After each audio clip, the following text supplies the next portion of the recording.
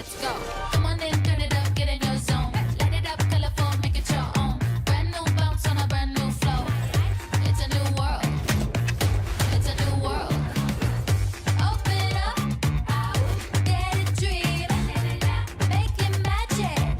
What do you see? What can I see? It's a new world. It's a new world. Welcome to the party. Welcome to the party.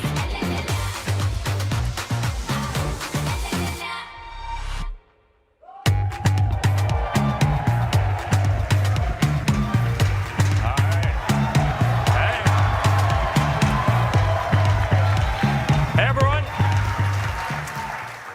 Welcome to Connect. All right, we have a lot of stuff to show you, so we're gonna get through this pretty quickly. You know, it's been a busy year. It's been an exciting year, but it's been a very busy year. You know, a lot of the stuff that we've been talking about for a long time, right? Glasses, mixed reality, AI, it's happening, and you know, we can start to see how the future of computing and the future of human connection are going to look, and it's pretty awesome. So with that, let's jump right in. This is the new Meta Quest 3S.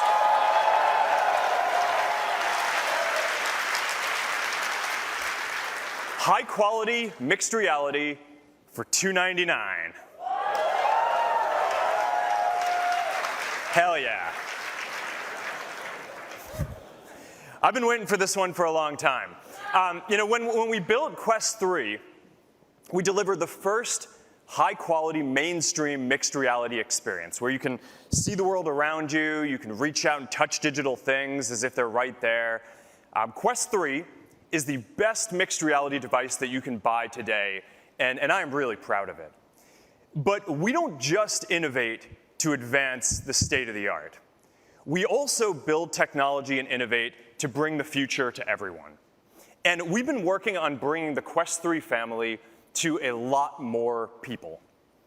Quest 3S has the same defining features as Quest 3, high resolution, color, mixed reality, powered by the same processor, vivid pass-through, hand tracking, feels natural, Touch Plus controllers for precision. You get the full range of experiences from Horizon OS, gaming, social, fitness, watching videos, productivity, and more. You know, we optimized the whole system a lot. We swapped out the pancake lenses for Fresnel's, and with all of that, we were able to drop the price by $200.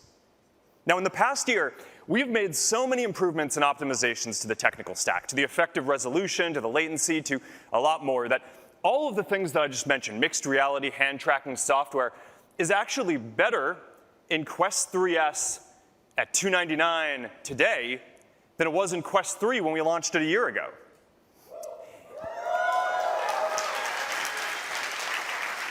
And of course, all of those software improvements have flowed through to the Quest 3 2 to make it even better. So the bottom line here is that Quest 3 is the best family of mixed reality devices out there, period.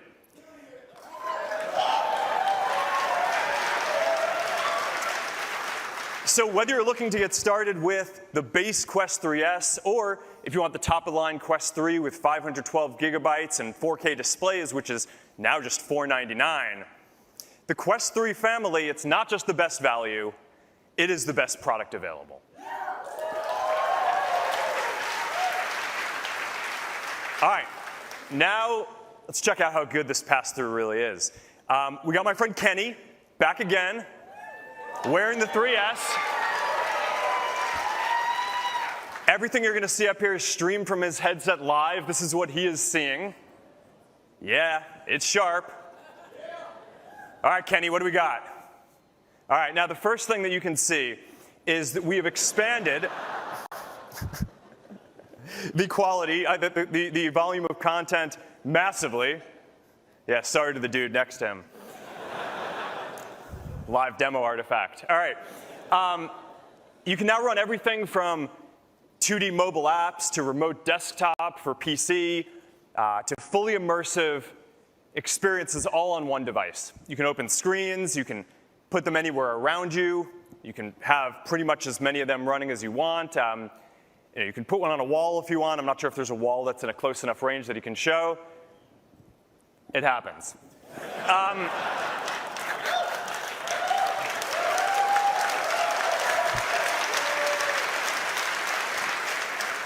There you go. I can't tell you how many times Kenny has practiced this. All right. Anyway, you got movies playing. I don't know where we are in the demo at this point, but the bottom line, I think we're at theater mode. All right, so for the best watching experience, you can take any of the screens, you can blow it up into a cinema screen that fills the whole space. It's great for watching Netflix. You got Amazon Prime Video, YouTube, the new Twitch app. You can bring it anywhere you go. And you've got a giant screen that you can take anywhere. It's great for Xbox Cloud Gaming too. You get access to all these different titles wherever you are. And with spatial audio on Quest, wherever you place the apps, that is where the sound is going to come from. Dolby Atmos is coming to Quest, so now you're going to be able to watch movies in full surround. It is pretty neat.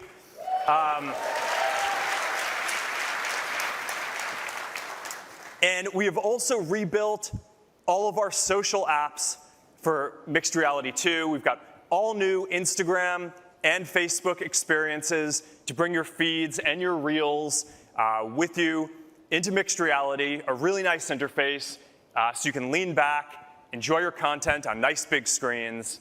And there's a bunch more too. All right, we've been working with Microsoft to upgrade remote desktop soon. So now you're going to be able to easily connect to any Windows 11 PC. You just look at the keyboard and it'll start pairing. So if you want to work on a giant virtual display or a bunch of virtual displays, or if you want to work on your projects without distractions or with other people, Quest is going to be able to be a natural extension of your PC. So this is the path to building a general computing platform. Right? It's not just games, although it's really good at that. You're also going to be able to use it for apps and watching videos and doing all of the different things that you would do with a general purpose computer. Quest is the full package. Now, we also keep improving the social experience in Horizon because, it's kind of our thing, right? And because a lot of the magic in mixed reality is, you have this technology that lets you feel this sense of presence. It's different from every other computing platform that has ever been built before. And it's different from anything that any other platform can provide. All right, so look, now you can easily play a game, you can go to a concert, you can go to a virtual world together, and now you're also going to be able to easily move between these experiences by stepping through these portals. And we're introducing this. It's a new kind of primitive that we think is going to become kind of like the equivalent of a hyperlink in the metaverse. So we think that that's going to be a neat way to just jump around, and developers are going to be and creators are going to be able to add them to all these different spaces. And as you can see, we've also taken a step forward with the avatars. They're much better. More on that in a second. And you'll also be able to show up in more places with your avatars, including this YouTube co-watching, which is rolling out in beta next week, thanks to our friends at Google.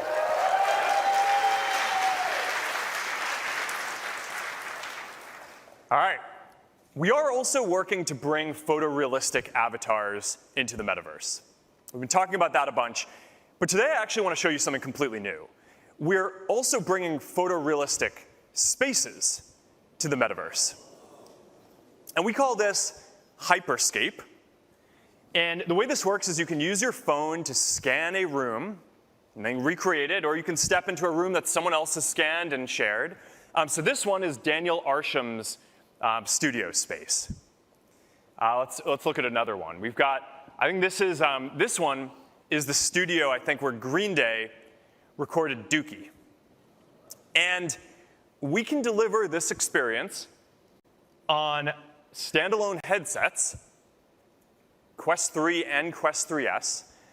In fact, I encourage you to go download the Horizon Hyperscape beta app in the US and try it out yourself today. It's pretty wild, and we're planning on just adding more and more over time. I think it's really neat. All right, now of course there's gaming. So we got some really good ones coming, showing off what the Quest 3 family can do. Batman Arkham Shadow up here. Exclusively on the Quest 3 family. It's going to be included in any purchase of a Quest 3 or 3S that you buy this fall. Yeah, I think this one's going to be really good. We've also got other titles coming.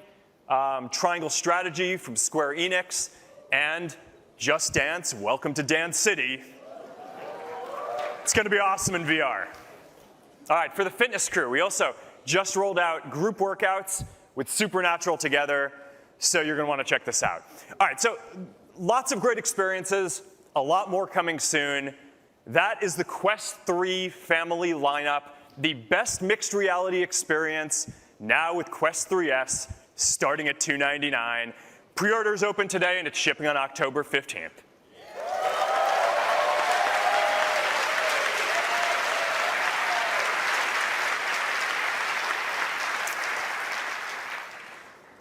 Let's talk about AI.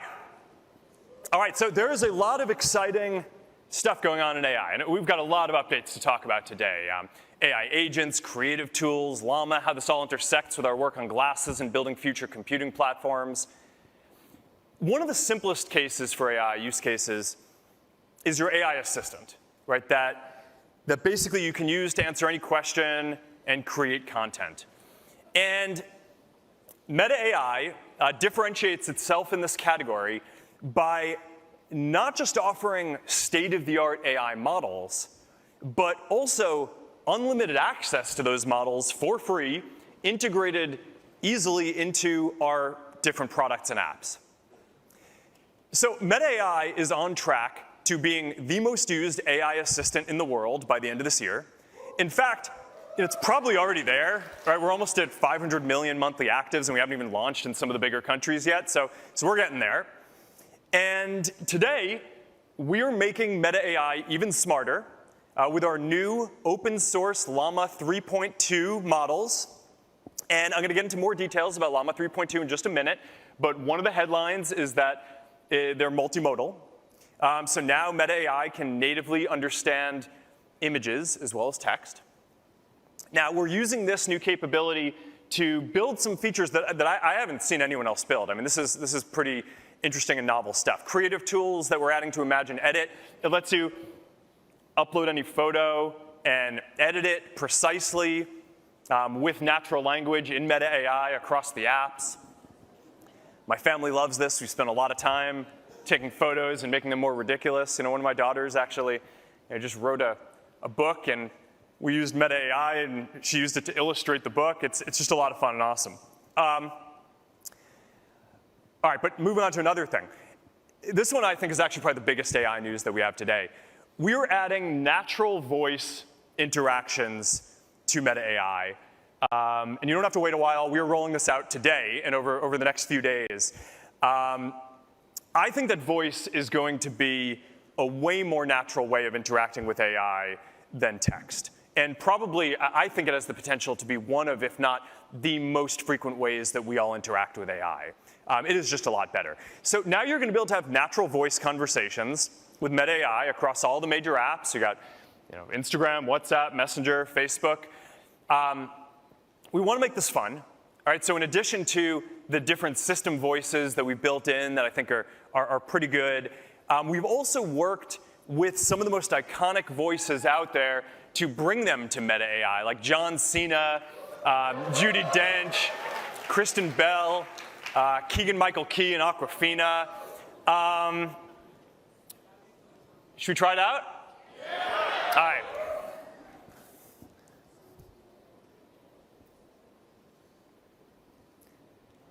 Hey, are live demos risky?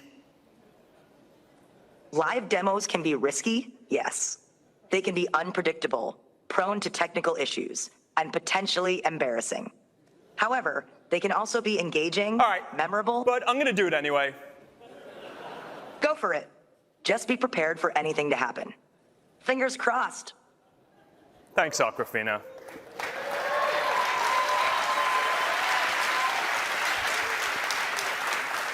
All right.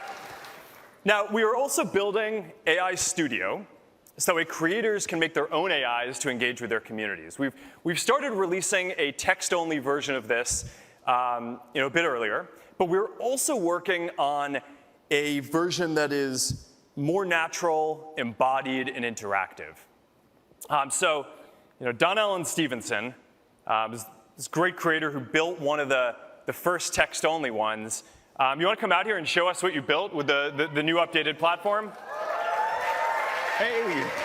Hello. How's it going? Good to see you, man. Good to see you. All right. So you were one of the first creators to build one of these creator AIs with the text-only platform. Can you tell us what it does and your experience with it?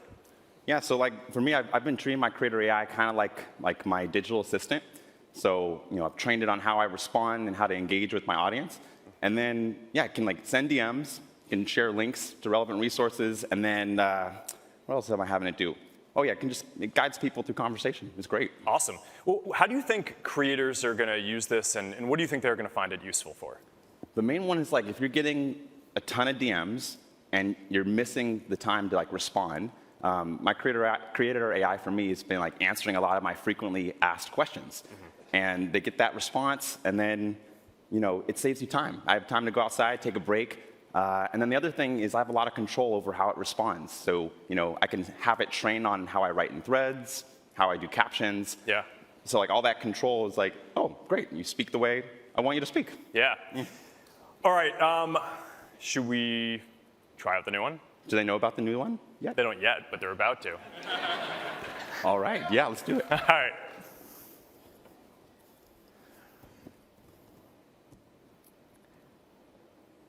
Hey, congrats on the new book that you just released. What's the main thing that you're hoping that people take away from it? Thank you so much. Yeah, the main thing I want people to take away from my book is the idea that you have the power to create your own opportunities by combining curiosity, adaptability, and resilience in a rapidly evolving digital world. I saw a video of the epic outdoor standing desk that you wrote the book at. Is being in nature and standing desk important for your creative process? Being in nature and using a standing desk is crucial for my creative process. It helps me think more clearly and come up with my best ideas. I'm way more creative and focused when I'm outdoors. All right, I'm going to try to stump you with this one. Do you have any tips on cattle ranching? I don't have any tips on cattle ranching. My expertise lies in technology and design, not agriculture.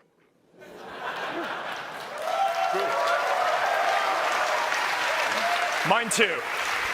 Thank you. That was awesome. That was so fun. All right. Live demos sometimes work. All right. All right.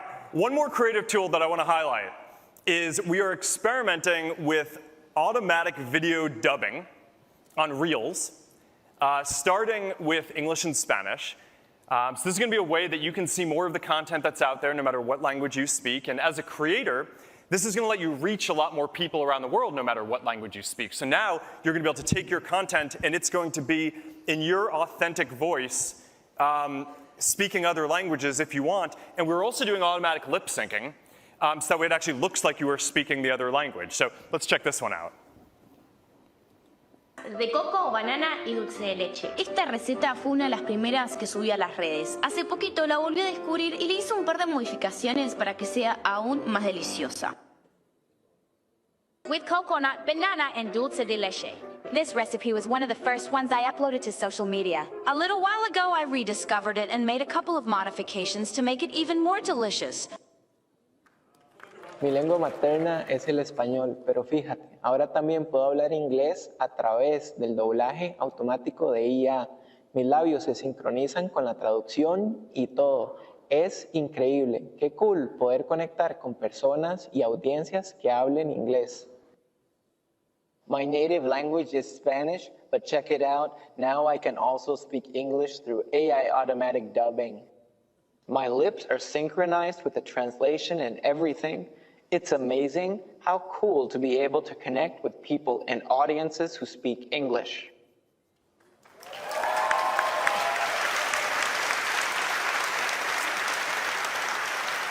Pretty neat. Looking forward to rolling this out more broadly and in a lot more languages. All right, now let's talk about Llama 3.2, our newest open source AI model. This is our first open source multimodal model, and it's going to enable a lot of interesting applications that require visual understanding. We're releasing 11 billion and 90 billion parameter multimodal models. These are counterparts to our 8 billion and 70 billion text-only models. And they're going to be widely available everywhere, except the EU, unfortunately, to start, but I remain eternally optimistic that we will figure that out.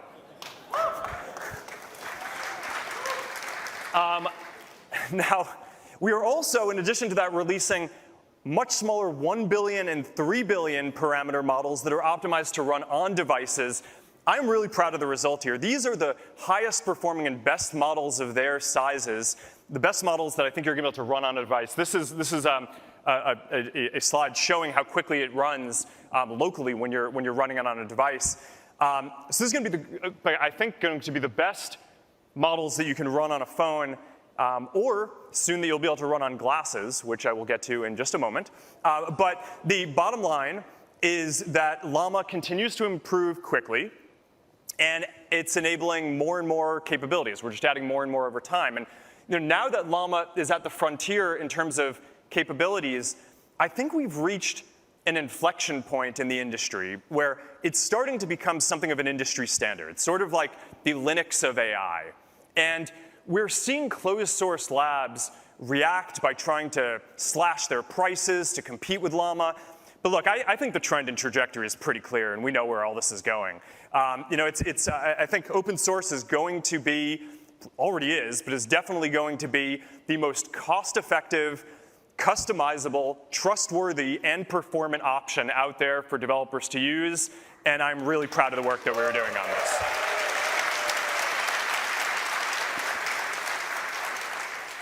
All right, now, speaking of AI and glasses, we are seeing the emergence of a new AI-centric device category. People love their Ray-Ban Meta glasses, so much that for a little while we were struggling to keep up with the demand, but I think we're on top of that now. Cross my fingers. Glasses are a very natural computing platform, right? They're great for taking photos and videos. You don't have to pull out your phone. You can live stream from them now. You can do video calls where you can stream what you're looking at. I personally love the audio, right? Listening to music or audiobooks or taking phone calls. We got the open ear speakers, so you're not, what's going on around you isn't obscured from you. But one of the most important things about this is they're also just good-looking glasses, right? Because the reality is that most of the time you're not using smart functionality. Yet, at least. So people want to have something on their face that they're proud of, and that looks good, and that's designed in a really nice way. So they're great glasses. We keep updating the software and building out the ecosystem, and they keep on getting smarter and capable of more things. So for example, pretty soon you're going to be able to control Spotify and Amazon Music with voice alone. We are also adding new app integrations from Audible and iHeartRadio so that you can easily access more and more content from the glasses. But the most important and awesome part of the whole thing is the AI. All right, so glasses, they're kind of the perfect form factor for AI, right? For letting an AI assistant see what you see, hear what you hear, be able to communicate with you privately, so it can help you out with whatever you're doing throughout the day. And we keep upgrading the AI with these iterative releases, and we've got a particularly big set of releases coming up over the next several months that I'm going to talk about today that I'm really excited about. So let's start with the smaller things. We'll kind of build our way up. All right, so first, We're making it more natural and conversational. So now, instead of having to say, look and tell me when you want to use the camera or use multimodal AI, you're just going to be able to say, hey, Meta, what kind of smoothie can I make with these? And instead of having to keep saying, hey, Meta, every time you want to talk to it, you're just going to be able to keep the conversation going. So small improvements, making it a lot better and easier to use. All right, next. We are adding the ability for the glasses to help you remember things.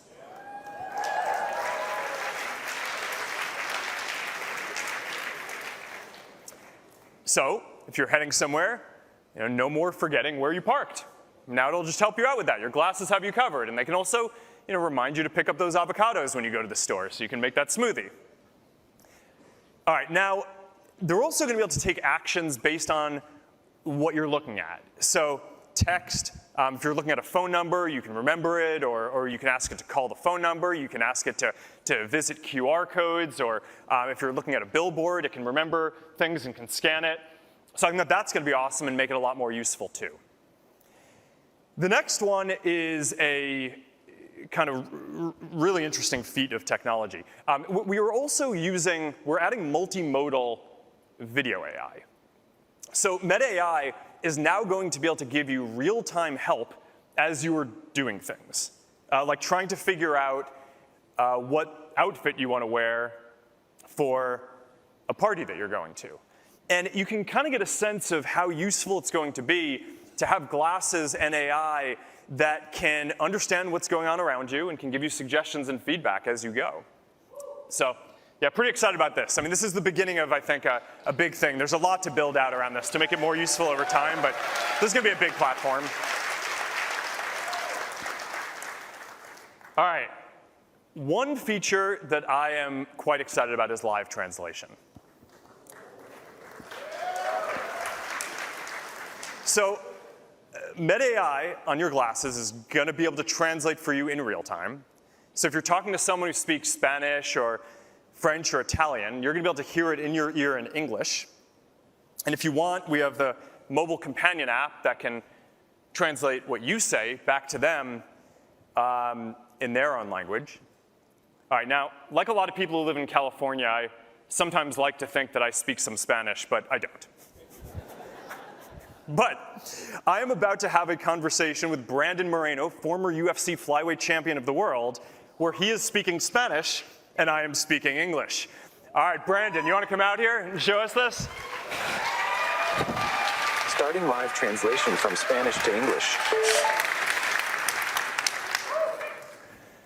Hey, ¿cómo estás? ¿Cómo está tu rodilla? ¿Has vuelto a entrenar? Hey, how are you? How is your knee back training? Doing well. Knee is doing well. It feels strong. I'm ramping up training. How are you doing? Are you getting ready for your next fight? Haciendo bien. La rodilla está haciendo bien y sentirse fuerte. Estoy aumentando el entrenamiento. ¿Cómo estás? ¿Te estás preparando para tu próxima pelea? Sí, estoy listo. Awesome. Yes, I am ready. Increíble. I don't really need anyone to translate for me to understand that. But I am looking forward to your fight. It's going to be awesome. No necesito a nadie para November, traducir you've para got que this. entienda Good eso. luck. Have fun out there, Pero man. estoy deseando tu pelea. Va a ser increíble. Noviembre. Tú puedes. Buena suerte. Diviértete ahí fuera, hombre. Go for it. ¡Viva México, señores! ¡Let's go!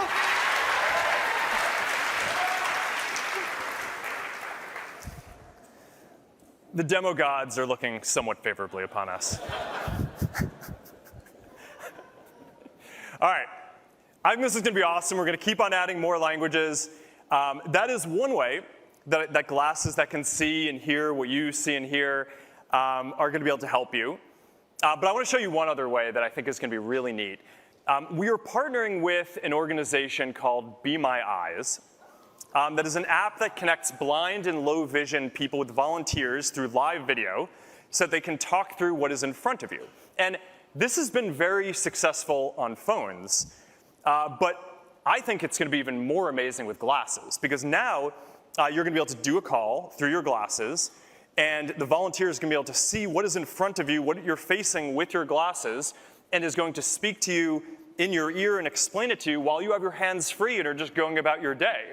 So I think that not only is this going to be a pretty awesome experience today, but it's a glimpse of the type of thing that might be more possible with always-on AI that will be, I think, just incredibly powerful with glasses in the future for a lot of people to have all the time. So I'm grateful to these guys and excited to roll this one out.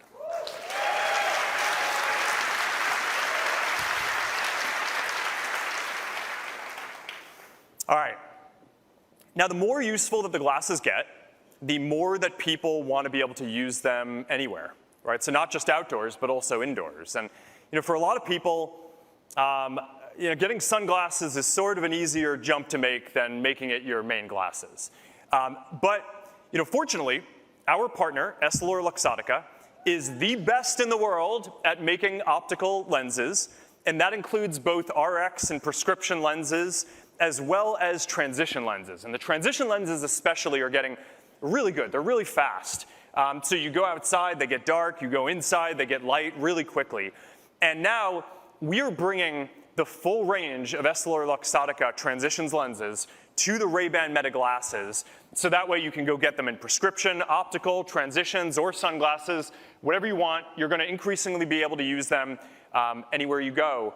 As they get more and more useful, I think a lot more people are going to want glasses that they can take indoors, outdoors, everywhere that they go. I think this is going to be a big deal. All right.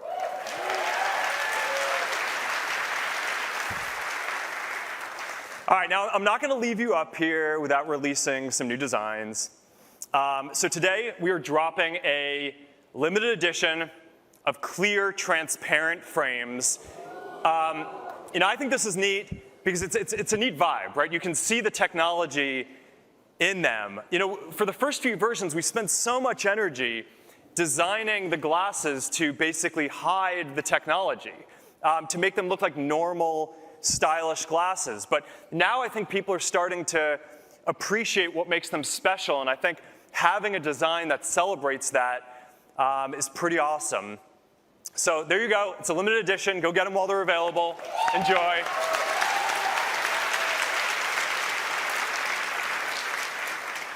All right, so this whole category of AI glasses has honestly, it's taken off a lot faster than I expected. I actually thought, if you'd asked me a few years ago, I would have said that we were going to have to wait until we had full holographic AR glasses for glasses to become a mainstream product. But between the really impressive advances in AI and just the fact that these are great glasses on their own, even when you're not using any of the functionality I just talked about, this has become a real hit.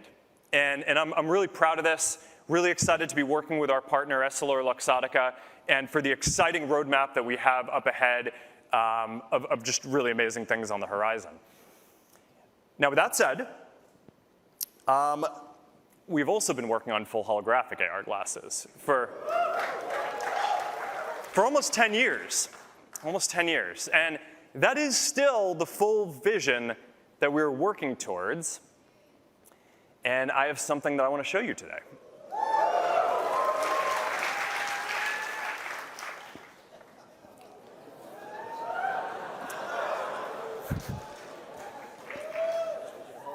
Yeah, thanks for keeping them secure. Just hold that. Okay. Hold it. Okay. Watch your head.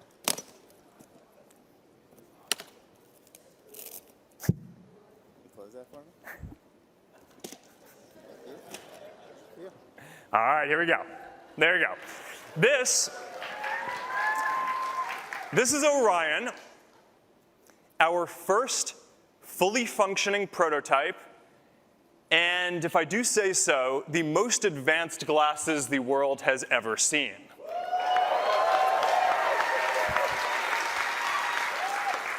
Now, about a decade ago, I started putting together a team of the best people in the world to build these glasses. And the requirements are actually pretty simple. But the technical challenges to make them are insane. They need to be glasses, not a headset, no wires, less than 100 grams, They need wide field of view, holographic displays, sharp enough to pick up details, bright enough to see in different lighting conditions, large enough to display a cinema screen or multiple monitors for working wherever you go, whether you're in a coffee shop or on a plane or wherever you are. And you need to be able to see through them. And people need to be able to see through them too and make eye contact with you. Right? This isn't pass-through. This is the physical world with holograms overlaid on it. So if someone messages you, you will see that. And instead of having to pull out your phone, there will just be a little hologram, and with a few subtle gestures, you can reply without getting pulled away from the moment. Or if you want to be with someone who is far away, they're going to be able to teleport as a hologram into your living room, as if they're right there with you. You're going to be able to tap your fingers and bring up a game of cards or chess or holographic ping pong or whatever it is that you want to do together. You can work or play or whatever. Building this display is different from every other screen that you have ever used. And that is because it is not actually a screen. It is a completely new kind of display architecture with these tiny projectors in the arms of the glasses that shoot light into waveguides that have nanoscale 3D structures etched into the lenses so they can diffract light and put holograms at different depths and sizes into the world in front of you. And all of that is directed by custom silicon and sensors that we designed and powered by a battery that fits in the arm of the glasses. It is an absolutely incredible amount of technology to be able to miniaturize and fit into a pair of glasses and a small puck that goes with it to help power the whole thing. All right, so how are you going to interact with the glasses? Well, there's a few ways that this is going to work.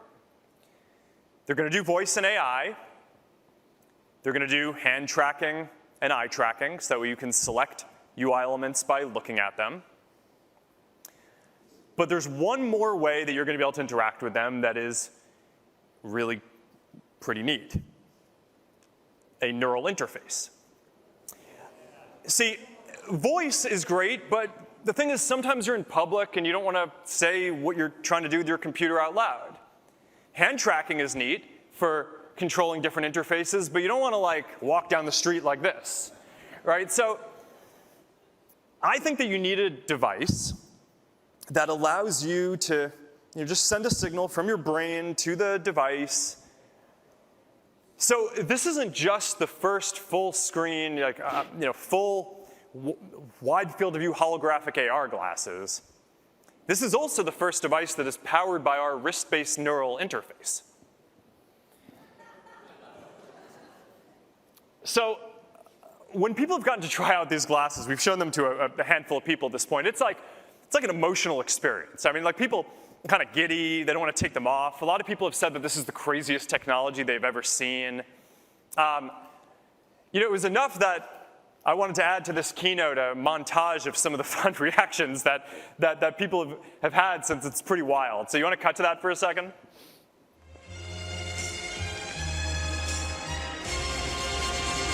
My God. Ah. Wow. Whoa. Well, that is insane. The weight of this is just such a game changer. It's comfortable. Yep. 100 grams is a deal. This is a big deal. Wow, it's super sleek already. This side and no cable. Yeah. I mean, that's freedom. Really nice. Yeah. Oh, your Kodak avatars. He is 3D. Yeah. That's nuts. Can you wink at me? No way. The multitasker in me is loving this. This is pretty crazy that I can do 4 things at once. The head tracking is good. The brightness is good. The color contrast is good. Field of view is excellent. I see it super clear. It's crazy responsive. Learning with these will be amazing. Piano would be insane. Amazing, right? yeah. Yo, this is crazy. That's crazy. That's crazy. This is like breaking the 4-minute mile. It's so fast. Tracking is extremely good. Such good sound design, too. Wow, and she's so clear. When this became the television, that became the radio. Yep. That's what's coming next. Yeah. This is the coolest thing. So cool. That's cool. This game is so fun. I am not going to lose this game. I'm playing with a 3D avatar. I see you're very focused now. Yeah, very focused. You really do kind of feel like a superhero. Take a new sense, new dimension. Wow. This can be just a whole new world.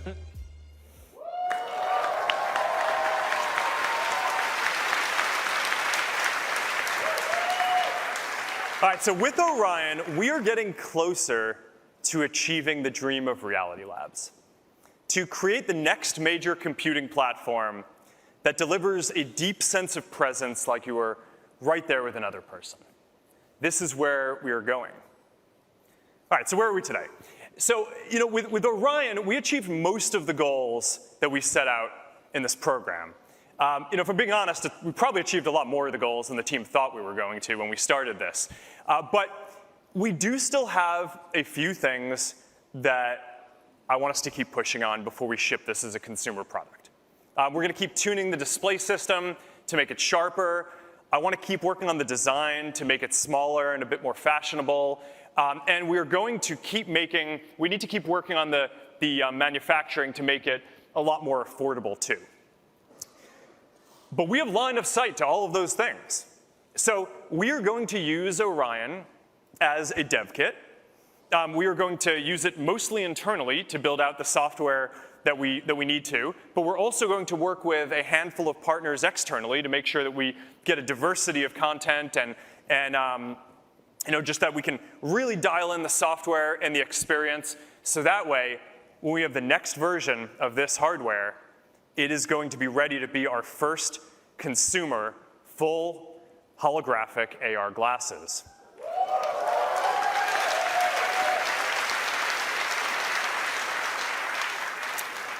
But for now, I think the right way to look at Orion is as a time machine. These glasses exist, they are awesome, and they are a glimpse of a future that I think is going to be pretty exciting. All right. We covered a lot of ground just now. Quest 3S, high quality mixed reality for $299.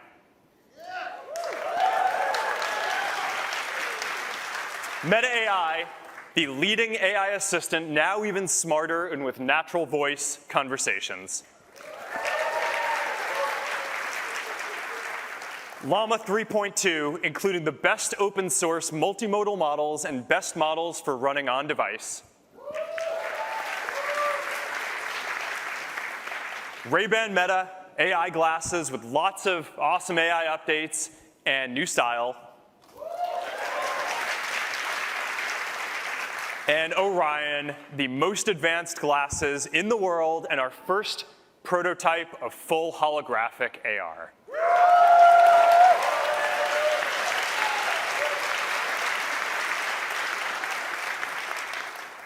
Told you we were busy. All right, now, all of this comes together to build what I think is going to be the future of human connection and the next generation of computing platforms. In every generation of technology, there is competition of ideas for what the future should look like.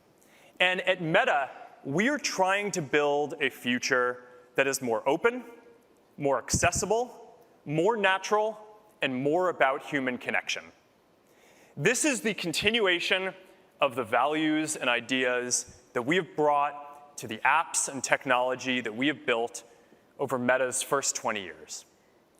And I think that if we do this well, then collectively, us at Meta and all of you here today have the ability to shape both the industry and the world in even more positive and bigger ways in the next generation of computing than we have so far.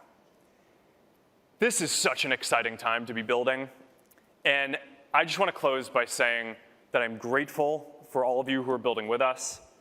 Thank you for being on this journey with us, and I hope you enjoy the rest of the day at Connect. Thank you.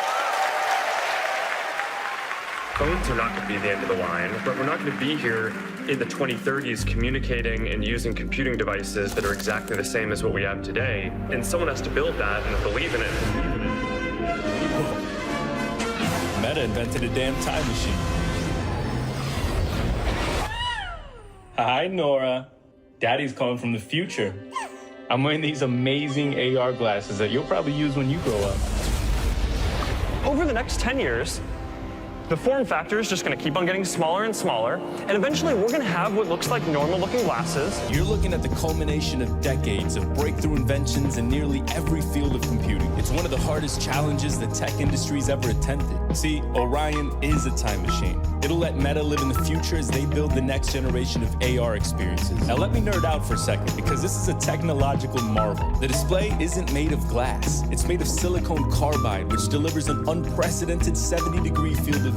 That means Meta engineers figured out how to bend light beams in ways it does not like to bend. The frames are made of magnesium, just like an F1 car, because it's light and radiates away heat. I mean, you can't just put a fan in glasses. Orion cools itself by glowing. It uses the same materials NASA uses to cool satellites in space. You have to be absurdly determined to build something like this. But competitiveness runs deep around here. Mark wouldn't even let me beat him at Pong. But then, of course, the full vision is you just have like a full field of view, holograms where, you know, we're having this conversation in the future and like I'm sitting on your couch next to you as a hologram and we're just there and we have this full sense of presence. Here we are. Oh yeah, forgot to mention, large holographic displays. The real world is our canvas. Our experiences shouldn't be limited to glowing rectangles. One day soon, we'll once again look up, connected, empowered, and present.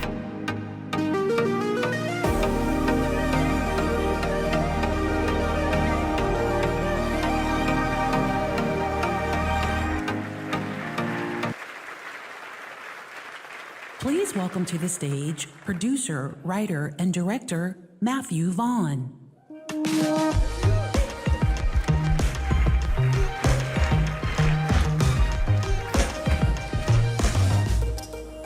Good morning. Following that, it's not an easy task. I sort of feel like I'm at the Oscars coming after Chris Rock slapped Will Smith and thinking, how do I top that? Which I'm not going to. But what I am going to say is, I'm also not meant to be speaking about Orion, but I used it yesterday. And I did a movie called Kingsman, which 11 years ago, we imagined a world where super spies had super glasses.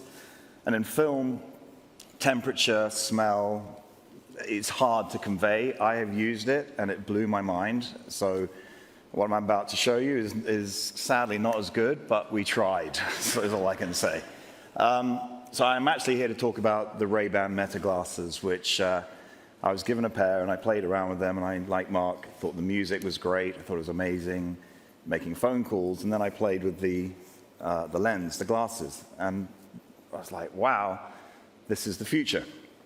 So we spoke, and I said, why don't we try making a movie only using the glasses, which was a challenge, but we pulled it off. We shot it here. We did some things you're about to see that is, I promise you, only shot on these glasses. And a lot of people who've seen it don't believe it.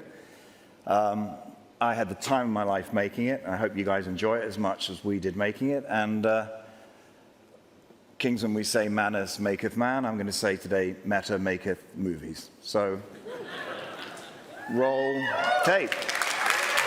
I'm Matthew. Meta have challenged me to make an action movie starring the stunt nuts, but I'm only allowed to use these Ray-Ban Meta glasses. This is Chestnut.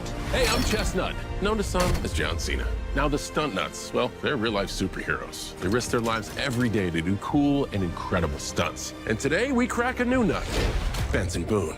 Hey, Meta, can Benson Boone really do a backflip? Yes, Benson Boone has performed backflips on stage. Hey, Meta, play my stunt nuts playlist. Matthew, we're ready. And action! Hazelnut, do your thing.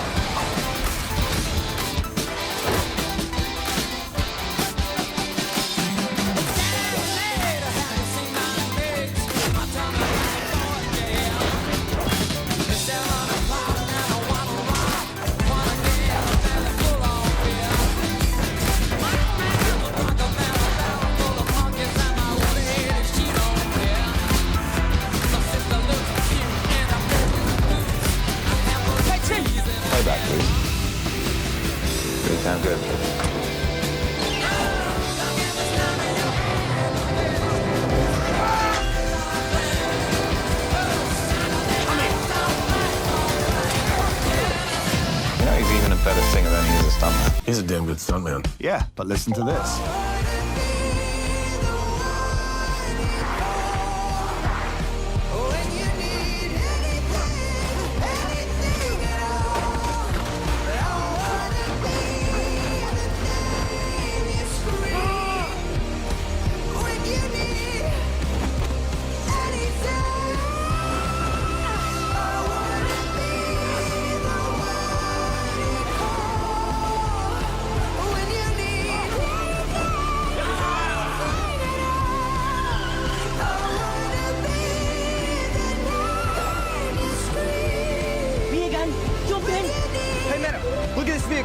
Would it make a good getaway car? No. Get in the car! Ready? Ready. Come on, out you get. He wants to put that on. Hey!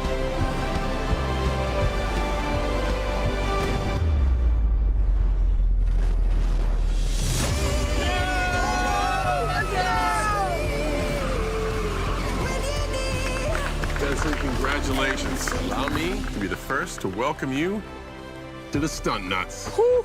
You are now Go Nuts.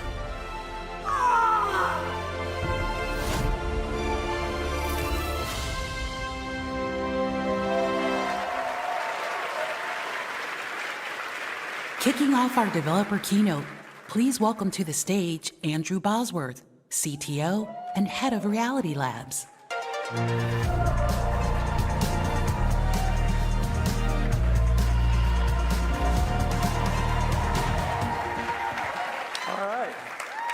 Welcome to the developer keynote.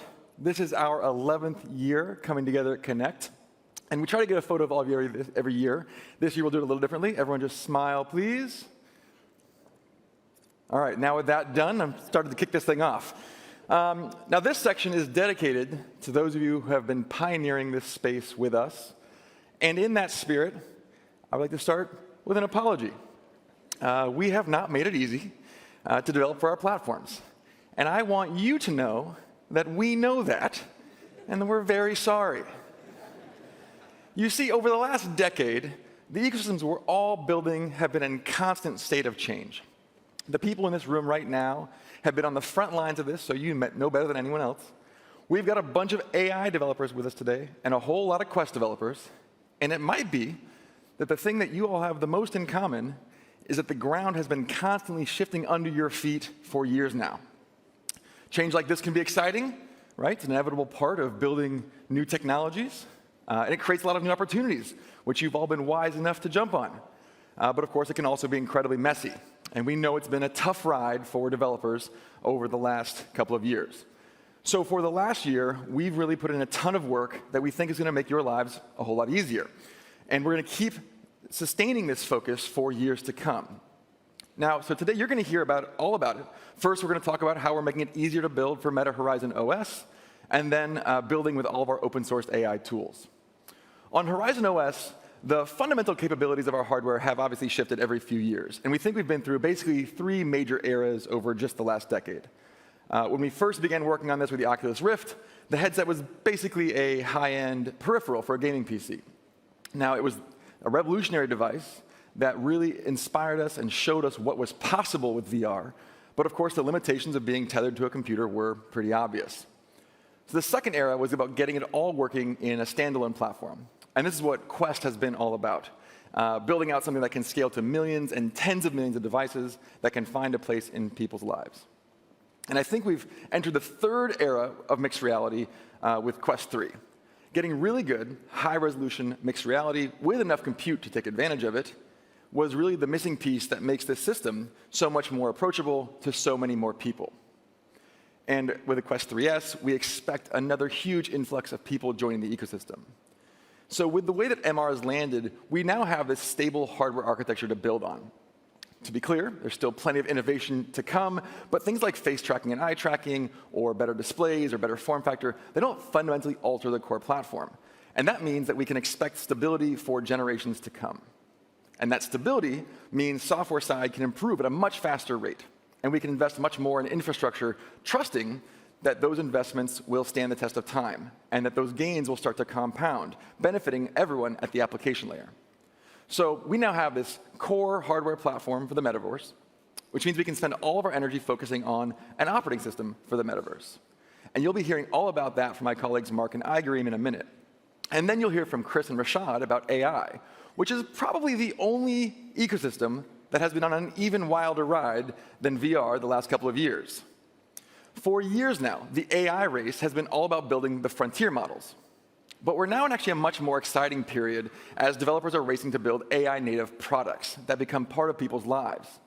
The full stack of technologies needed to work with AI is really starting to take shape.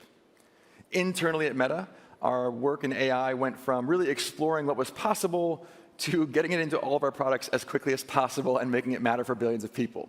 And those are two very different challenges, and I think you're seeing the whole industry make that shift. We have learned a lot from deploying Meta AI at scale and figuring out where it fits in our products. And because of the Llama ecosystem, we have a tremendous feedback loop from developers who are in the same place. And this is part of our larger shift of how we're approaching AI across Meta. We've moved from discovering what state-of-the-art models are capable of to building out full families of models for every use case. And mixed reality is no exception, by the way. We think about how helpful it would be for creators to be able to describe the worlds they imagine in language and have them come to life. And you'll see more about that soon. But whether you're using mixed reality or not, we're building out the full stack of tooling that developers need to deploy AI applications and a whole ecosystem of partners to deploy the Llama stack. And that's a big shift for the whole Llama ecosystem, and I believe it will be a big turning point for open source AI. So now I'll hand it over to the people making all this work come to life in AI and the metaverse, starting with Mark to talk about Meta Horizon OS. Thank you.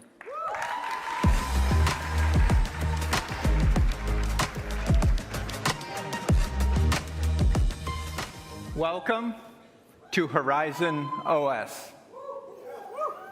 We're building the first ever platform that truly combines 2D apps and the immersive 3D experiences that you can only get in a headset.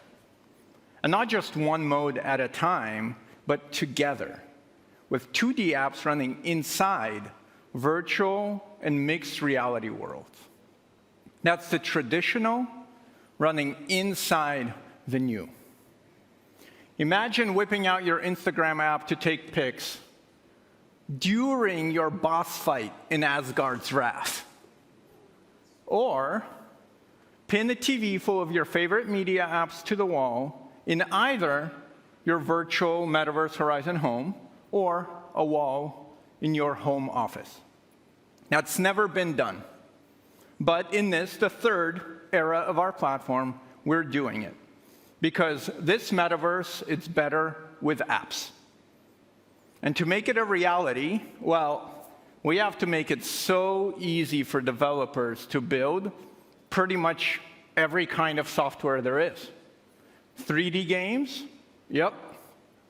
Mobile-style apps running inside 2D screens? Yes. Social metaverse worlds? You betcha. And novel spatial widgets, PC-linked professional experiences, all working together. So, this is such a great time to be or become a Horizon OS developer. Why? Well, to start, our third era is a stable era. Thank you, Three Body fans. Both headsets, they support the same mixed reality, same performance, so this is now our baseline that you can depend on for all future devices. And this ecosystem, it's surging. We declared our open store 5 months ago in April. And since then, I'm proud to say, we have 10 times more apps in the Meta Horizon store.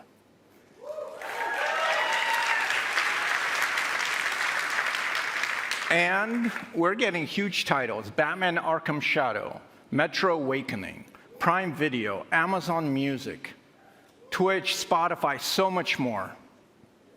Gorilla Tag just announced they crossed $100 million in revenue.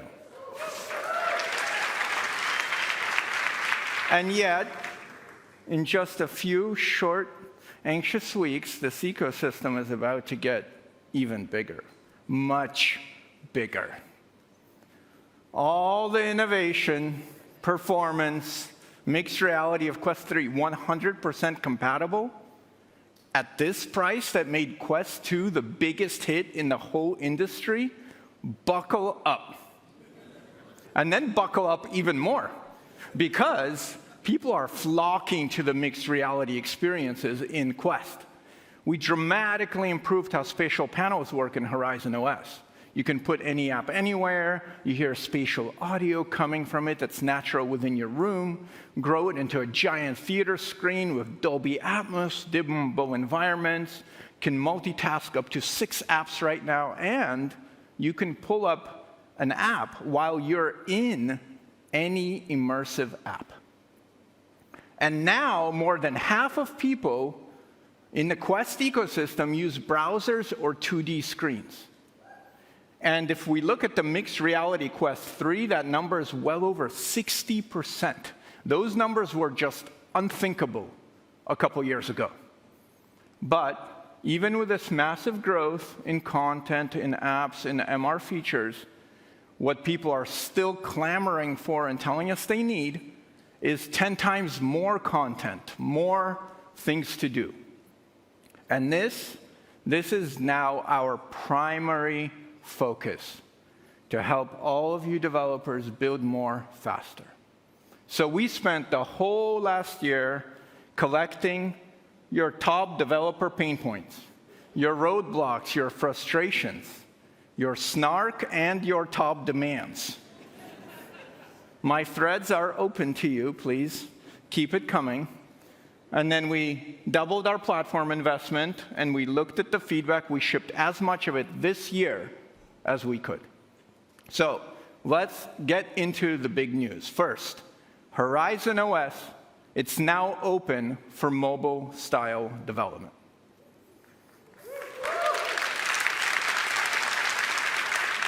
We know that developing with traditional immersive game engines, it's so powerful. But we have to admit it's a little bit esoteric. And you have to create so much for every app. You're building environments, you're building physics, you're building every button your characters are going to push, and more. And fundamentally, there's just not that many people in the world who know how to do it. So today I'm pleased to announce that if you can build for Android, you can build for Meta Horizon OS. In your favorite language, your favorite IDE. And to get all of you just in there, we have completed the open store transition we started in April. App Lab is done. Everything is migrated, and starting today, our open store, it fully welcomes 2D and spatial apps. So get your submissions ready. At long last, we have finally cured curation. Every app, 2D, 3D, it's all in one store, discoverable. And to help you build these amazing new apps, we're launching a whole new way to build spatial experiences for Meta Horizon OS. That's the Meta Spatial SDK. It lets you take your normal mobile app and just break out of flatland, get out of the rectangle. You can add native spatial features like floating interactive 3D objects, take over with 3D environments, add atmospherics, play immersive media, and so much more. And we also have a new metaspatial editor, which helps you turn your 3D assets into compositions, all without any coding. For example, we used Metaspatial SDK, and it made it so easy to add 3D panoramas and 3D spatial videos in our media viewer in the system. And for a lot more examples, check out our showcase apps that are available in the store right now. They're fully open source.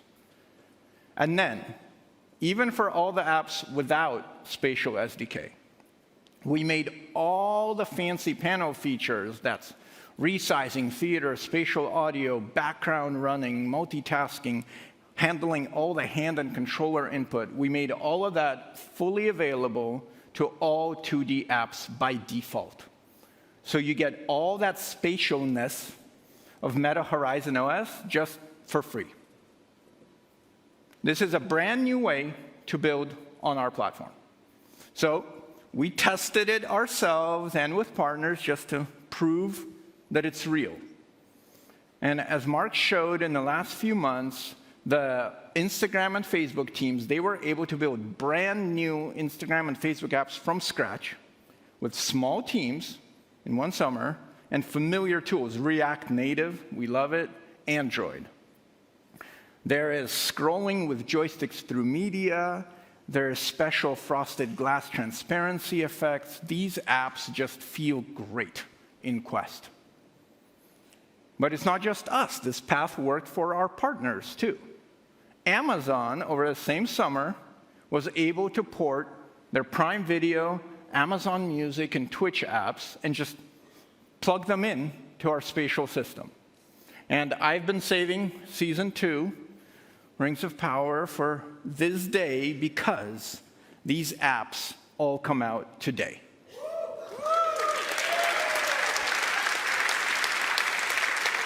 Now, the work to port these, it proved that it's not free to get your app into Horizon OS if it already exists, but porting it is so rapidly doable.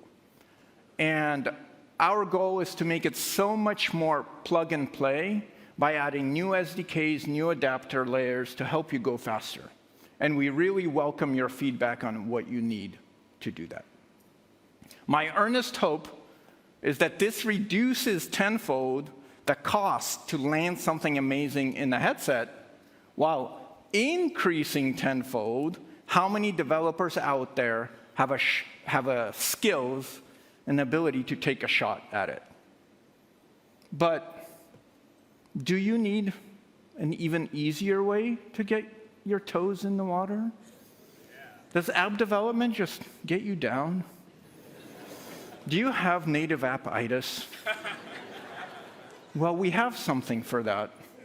Our improvements to browser and WebXR bring all that spatial goodness to the open web. These web-based, thank you.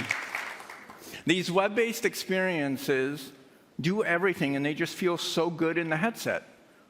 Take Spotify. It has background audio. It multitasks on top of any other app. It's web-based. It has a separate system volume control. So step into your backyard, drop down an easel from your favorite VR painting app that's not really there, open up Spotify. Is this an immersive app in mixed reality mode with a web-based panel app composited by Horizon OS onto your view? No. It's just blissful and chill. Now, Wordle from New York Times Games, it's super fun as a mixed reality PWA. That's a progressive web app. This lets you take your web package. It gets the full app treatment in our store. Discovery, library, in-app payments, everything. So between Android-style development and web-based, if you're a developer of pretty much any kind, you probably have the skills today to be a Horizon OS developer. Now, for the stalwarts, the XR devs, those of you who have been with us through generations and generations building up this platform, let me hear you. We have great stuff for you, red meat for the base, if you will.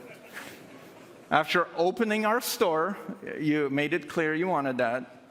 Our focus is threefold. One, performance. This is a standalone device. We have to work hard to make things look good. Two, speed. Iterating on the device is slower than other platforms. We have to get faster at iteration.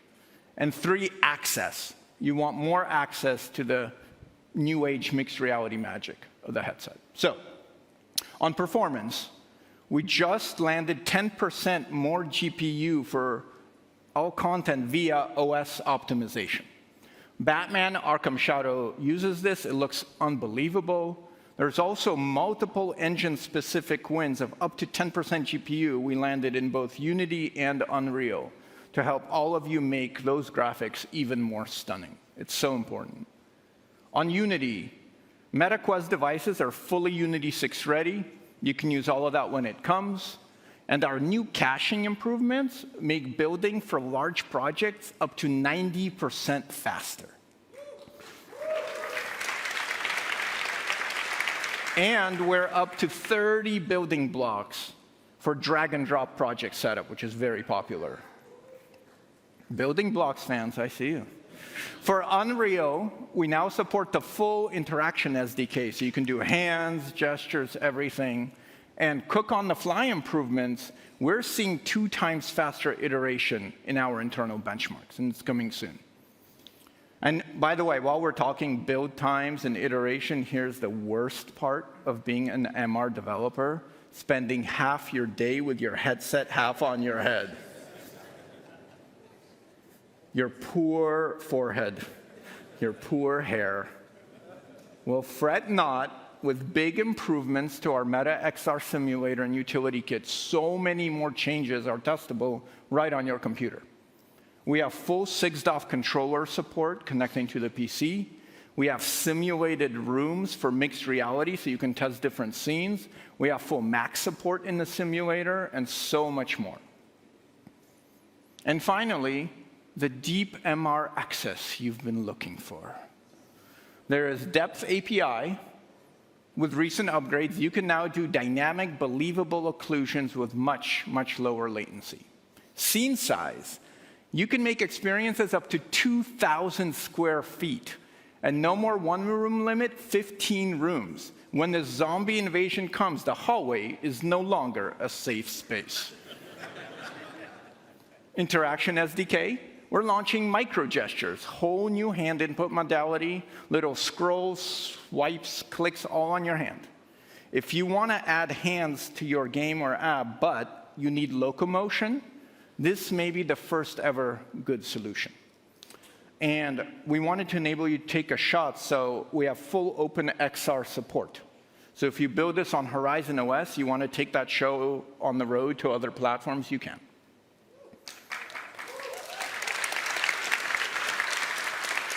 And now, finally, something so many developers have been asking us for. We have a camera pass-through API coming early next year.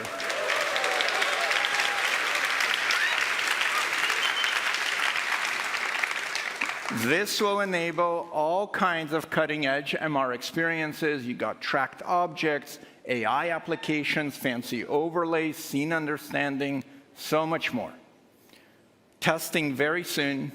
Some of you have been blowing up Boz's and my socials on this almost every week. So now you better build something great. You know who you are. Now, to tie all this new goodness together, and frankly, to fix the very scattered documentation we've accumulated over 3 long eras, today, we're relaunching a fully redesigned Meta Horizon Dev Center. Biggest wins are fully overhauled search, way improved navigation for all your app management needs, fully consolidated documentation. So no matter how you choose to build or which SDK you use, you will find help right here. And you'll also find brand new human interface guidelines that will help you build for mixed reality in a way that just feels so natural. Now, the next layer, it's so important, but so hard to roll on your own, is the social layer. Presence, identity, avatars, multiplayer, world building. As Mark said, this is kind of our thing. So I'd like to introduce Igrim, who will talk about all the social fabric that we've built that underpins Horizon OS, and how all of you can build with it, whether you're a developer or a Horizon creator. Igrim.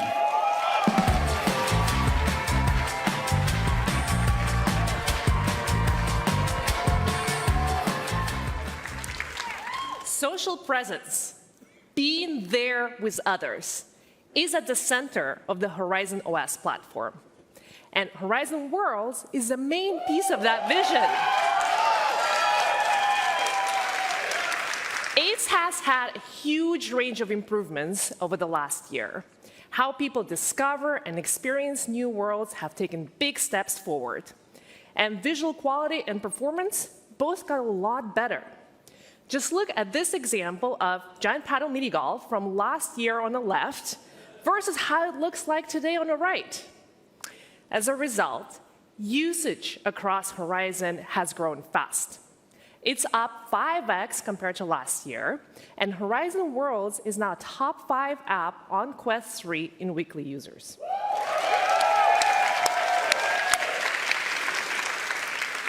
Growth like this makes it a great time to be a creator.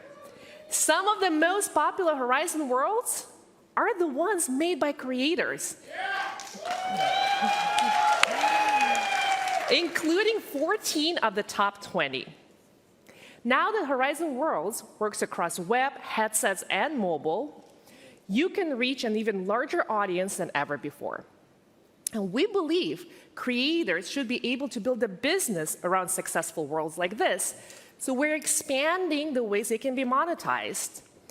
For example, in-world purchases launched on mobile in the US this summer and will be rolling out to more countries where Horizon Worlds is available. We also want to make world building easier for all of you, whether you're just starting out or are an expert builder using our power tools. And AI will unlock the next phase of this development. For world builders, we're already developing Gen AI tools like this. Here, the creator has asked AI to model a generator, animate it to shake, and paint it yellow over rusted metal. All of it just by typing what she wants to make in the creator tool. AI tools will help streamline things like layout, texturing, scripting, sound effects creation. Now, these are all useful by themselves, but once they start working together, you unlock faster ways to transform your ideas into a world. You can already find some of these AI tools in production, like sound effects creation, and we'll be rolling out more in early 2025. Okay, so we talked about the types of spaces we can create in Horizon Worlds. Now let's talk about how people can represent themselves in these spaces.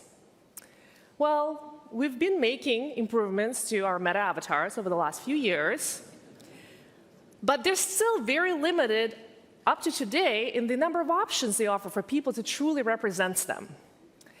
And I'm very excited to be launching the next generation of meta avatars coming on October 1st.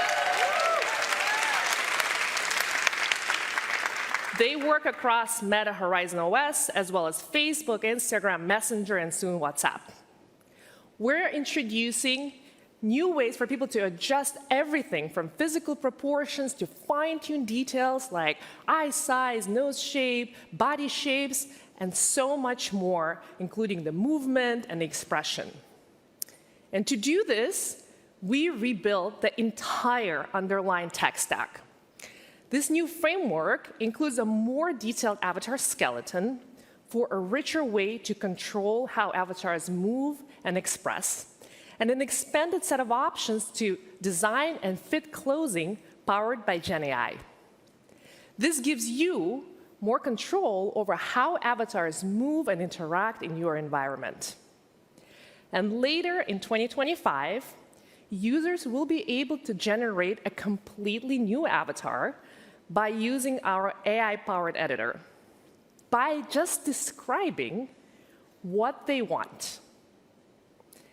And we know you will want to also control the capabilities and the types of avatars that show up in your worlds. So this is going to be a great way for avatars to be able to adjust to the environment just as the user is jumping into your world.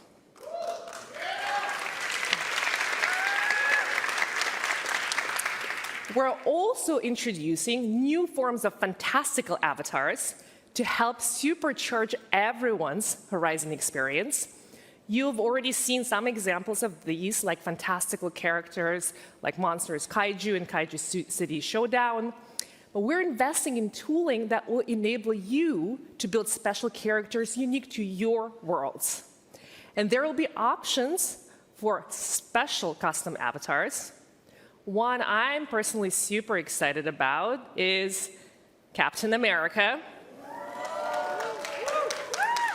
Now, we will be launching ahead of the movie release in February 2025. You'll be able to earn it with completing a quest in Horizon. And I'm just as excited about Doja Cat's iconic Paris Fashion Week look that users will be able to unlock by attending her concert in Music Valley. Making these types of fantastical avatars unlockable for users will be another way for you to make your worlds more exciting and engaging for people. And not only will there be countless ways for people to represent themselves, there will also be more virtual characters to interact with powered by AI. These have already started appearing across Horizon. In Super Rumble, you can now play with non-player character or NPCs in Bot Bash. And in 2025, we'll begin rolling out our NPC creator platform for both scripted and AI-driven NPCs. They can engage in conversations, help people out, and even compete in games. We want you to be able to build what makes the most sense for your worlds. Here's a look at an experience that we're working on with Bobber Bay Fishing, where I'm walking in and talking to an NPC who does not know what I'm about to tell it. Hey Finn, I'm Igorim, and this is my friend Greg. Hey Igorim and Greg, nice to meet you. What brings you two to Bobber Bay today? We're here to catch some fish. Yeah, where should we start? Let's see. If we want to reel in something real special, I'd suggest going after the 24K goldfish. Its scales are solid gold, and it glows yellow from within. That sounds so cool. Thanks, Finn. See ya. Whether it's a friendly fishing enthusiast or a fantastically evil boss, you will be able to customize NPCs using our avatar and voice tech, and it's all multiplayer ready.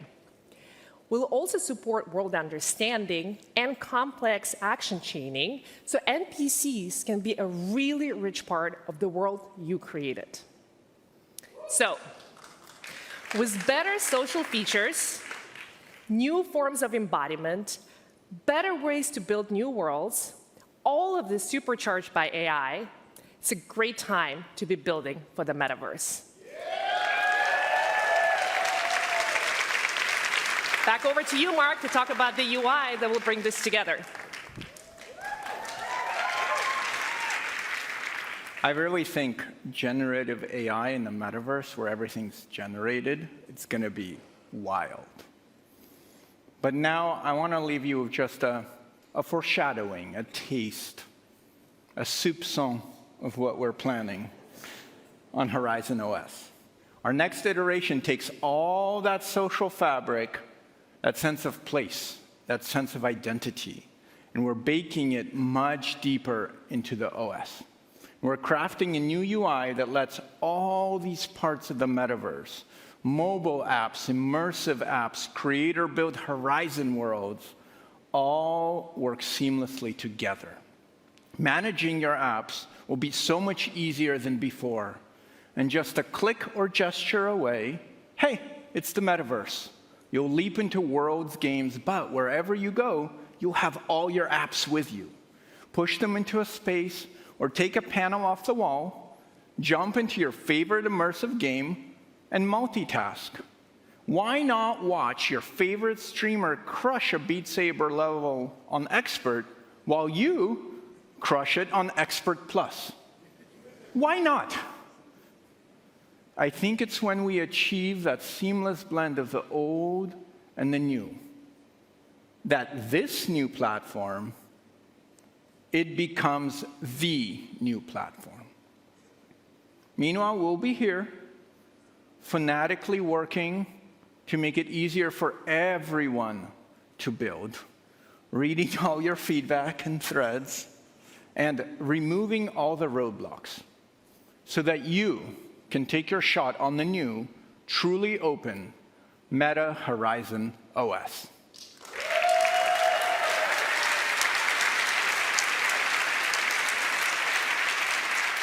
Next up is Chris to share big news about our AI products and developer tools. Thank you.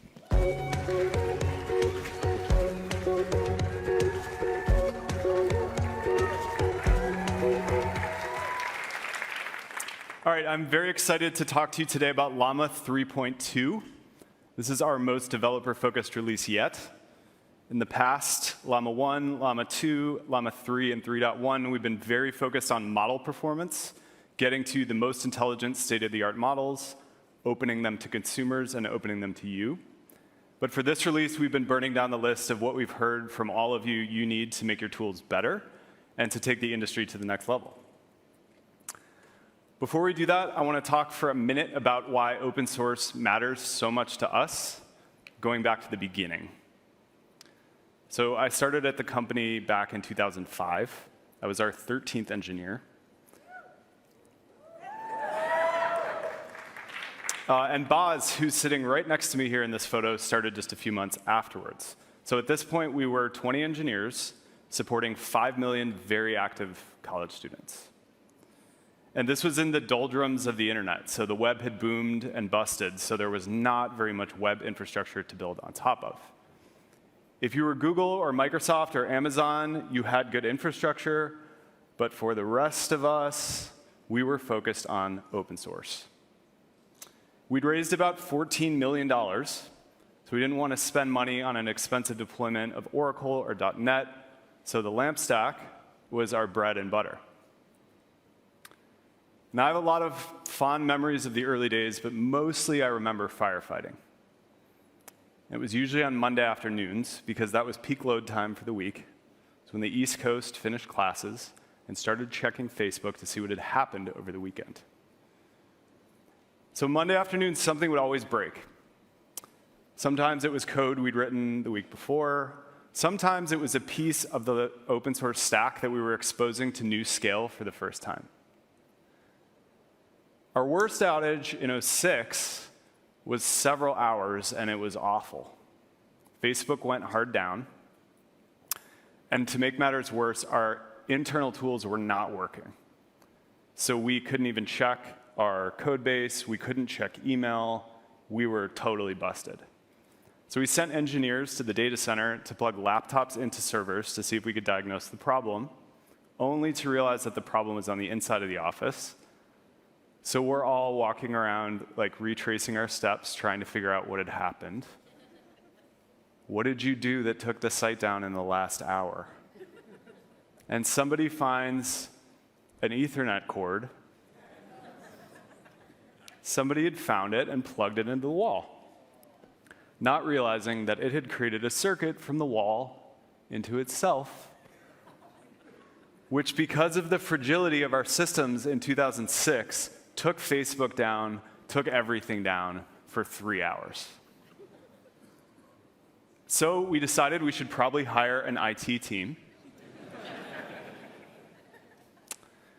And also that we would need some good network configuration software to make sure this didn't happen again. But more broadly, we needed to make sure we had A+ infra.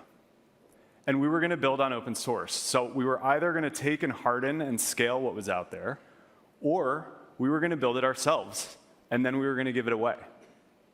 So this started with Thrift, which is an RPC framework, which is still widely used today. Cassandra, which was our version of Google's Bigtable, but open source. HPHP, which compiled PHP down to C++ so that you could run it more efficiently. At this point, we were the world's largest PHP application. And then Open Compute. We did not want to be the world experts in server architecture. At this point, there were a bunch of startups around. We wanted to enlist the help and support of thousands of other startups and enterprises that were solving similar problems, and Open Compute was born. Facebook scaled into the billions. Mobile happened. We continued to author and contribute a bunch to scaling web infra, as well as create a bunch of tools for developing on mobile. React, React Native, GraphQL, et cetera. In 2013, FAIR was founded, and the commitment was 1, we were going to open source our models. 2, we were going to open source and publish our papers to the research community. And 3, we were going to publish our tools like PyTorch, which became industry standard for AI development. FAISS, which was a precursor to how most RAG is done today. Important computer vision tools like Dino and SAM. And this brings us up to the Llama LLM era that we are in now, where hopefully the continuity of open source for us is now clear. I want to zoom in for a second on SAM2. We just launched this last month. SAM2 is the world's best object recognition model. So this makes it really easy to identify and detect objects in images and video. This is useful in a whole bunch of different tools, but we've heard from especially scientists who are using it in profoundly interesting ways, like meteorology. Weather event detection. Folks are starting to use SAM2 to identify images from huge amounts of satellite image and video data to make it more easy to label and understand bad things in weather before they happen. Cell biology. The folks at the BioHub right up here at UCSF have shared with us how much more easily they can now identify cells. So rather than pointing and clicking every single kind of new cell in a translucent fish through like huge amounts of microscopic video data, all that annotation can get done instantly, moving them towards a 3D model of cellular interactions towards their North Star, which is an atlas of every single type of cell, not just in the human body, but in life itself.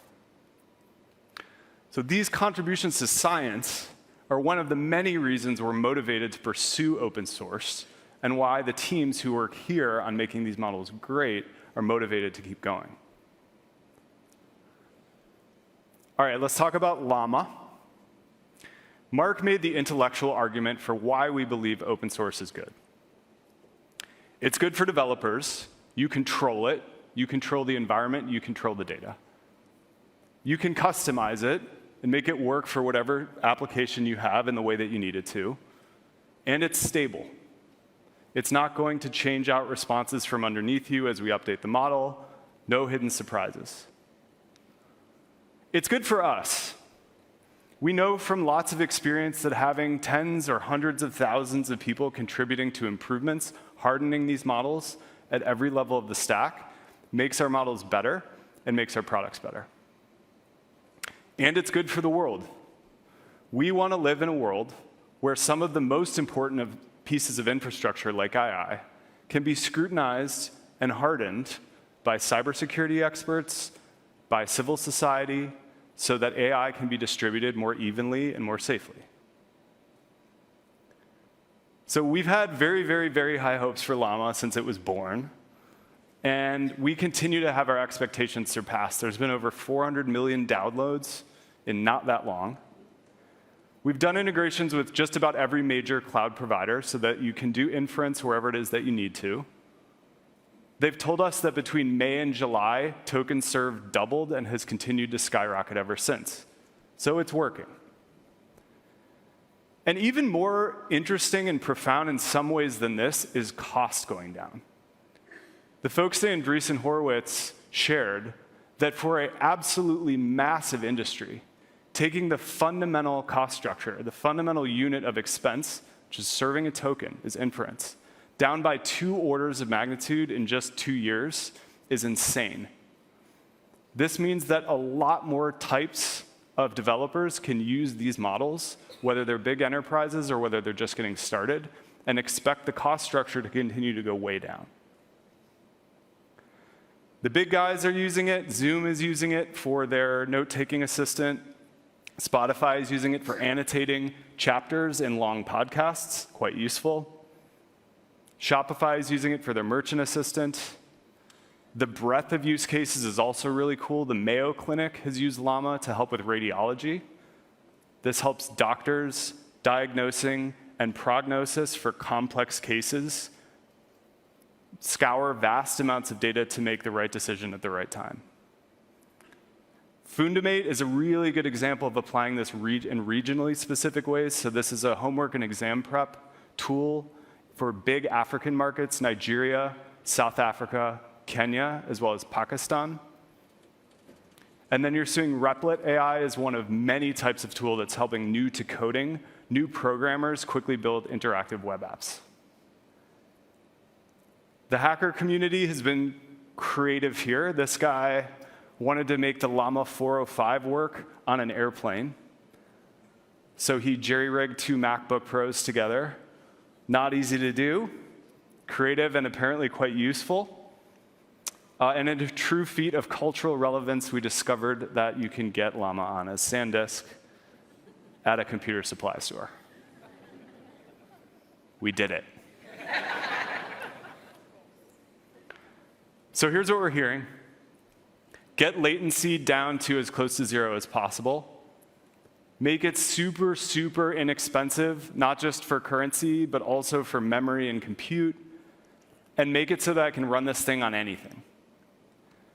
And so the first thing we're announcing is lightweight Llama models. These are Llama models at the 1 billion and 3 billion parameter scale. We've tuned these to be good at the things we've heard you need them to be great at: prompt rewriting, summarization, instruction following, tool use. And they're doing really well. If you look at models similar to these sizes out in the world, these are absolutely among the best at the 3 billion, and you can also see the 1 billion is punching above its weight. This means the device landscape gets a lot more open. You can run an 8 billion on these guys, but for everything smaller, like a phone, and everything else, you're going to want these to continue to get smaller while retaining performance and being really smart. What does an LLM look like on a smart thermostat? I leave that to you all to determine. Next biggest request by far is multimodal. I'd like Llama to be able to interpret any type of media, starting with images. Answer questions, summarize, caption, etc. We've trained this on the largest database of any model of publicly available images. This is at the 90 billion and 11 billion scale. These are basically our 70B and 8B with adapters. They retain the same performance on text, and they're plug and play. So you can take your APIs and just continue using them, except now you can answer questions about images. The data set is incredibly diverse. We're talking about billions of different contributors in terms of authors and captures of these images. So they're very good at localization. They're very good at cultural nuance. Performance numbers are good, again, among the best in the world for models of this size and with these performance characteristics. We've trained them to be really good at the natural world, the first-person world, so landscapes, scenery, cityscapes, as well as the written world, text, charts, PDFs, handwriting, etc. Multimodal introduces new challenges for safety, something we've been spending a ton of time on getting right. To talk to you about that, we're going to have Rashad Alau, who runs our AI safety team, to tell you a little bit more. Come on up, Rashad.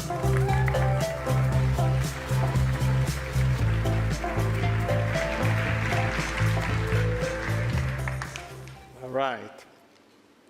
Being able to deploy Llama safely is a top priority we hear from the developer community. Historically, we've supported this by building models with safety in mind from the beginning. So models like the ones we're launching today have already cleared our own standards for responsible release. And as the way people use open source models evolves, the safety approach is evolving with it. We've moved to give developers more control over how they deploy these models responsibly.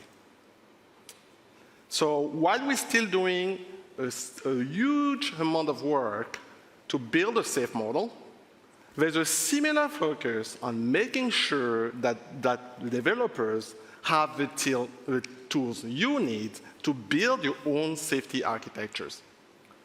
Obviously, this cannot be a one-size-fits-all. There's a huge range of local laws and regulations. Every industry has unique use cases and unique challenges. Let's take an example. If you're building a customer service chatbot, you probably don't want it to give out medical advice if anybody asks. But on the other hand, imagine you're fine-tuning a model to summarize medical research papers. It will need to be able to generate output that contains a lot of medical content. So to cope with all this, we've built a set of highly configurable tools that you can deploy in a way that makes sense for your own specific context. I'm going to talk about 3 of them today: LlamaGuard, LlamaGuard Vision, and PromptGuard. Let's start with LlamaGuard. LlamaGuard can evaluate both prompts and outputs according to your safety guardrails you own. We first released it last year, and now we have a new 1B model, our smallest to date. It is specifically designed to detect prompt and response pair violations across more than a dozen hazard categories. These categories allow you to enable or disable specific safety policies based on your needs. You can deploy LlamaGuard as an output filter at the back of an LLM that you wish to protect. Based on how it classifies prompt response pairs, the system can either provide the model output directly to the user or generate a customized response if the output shouldn't be displayed. These work with our small Llama models, 1B and 3B, that Chris just announced, in both server-side and mobile deployments.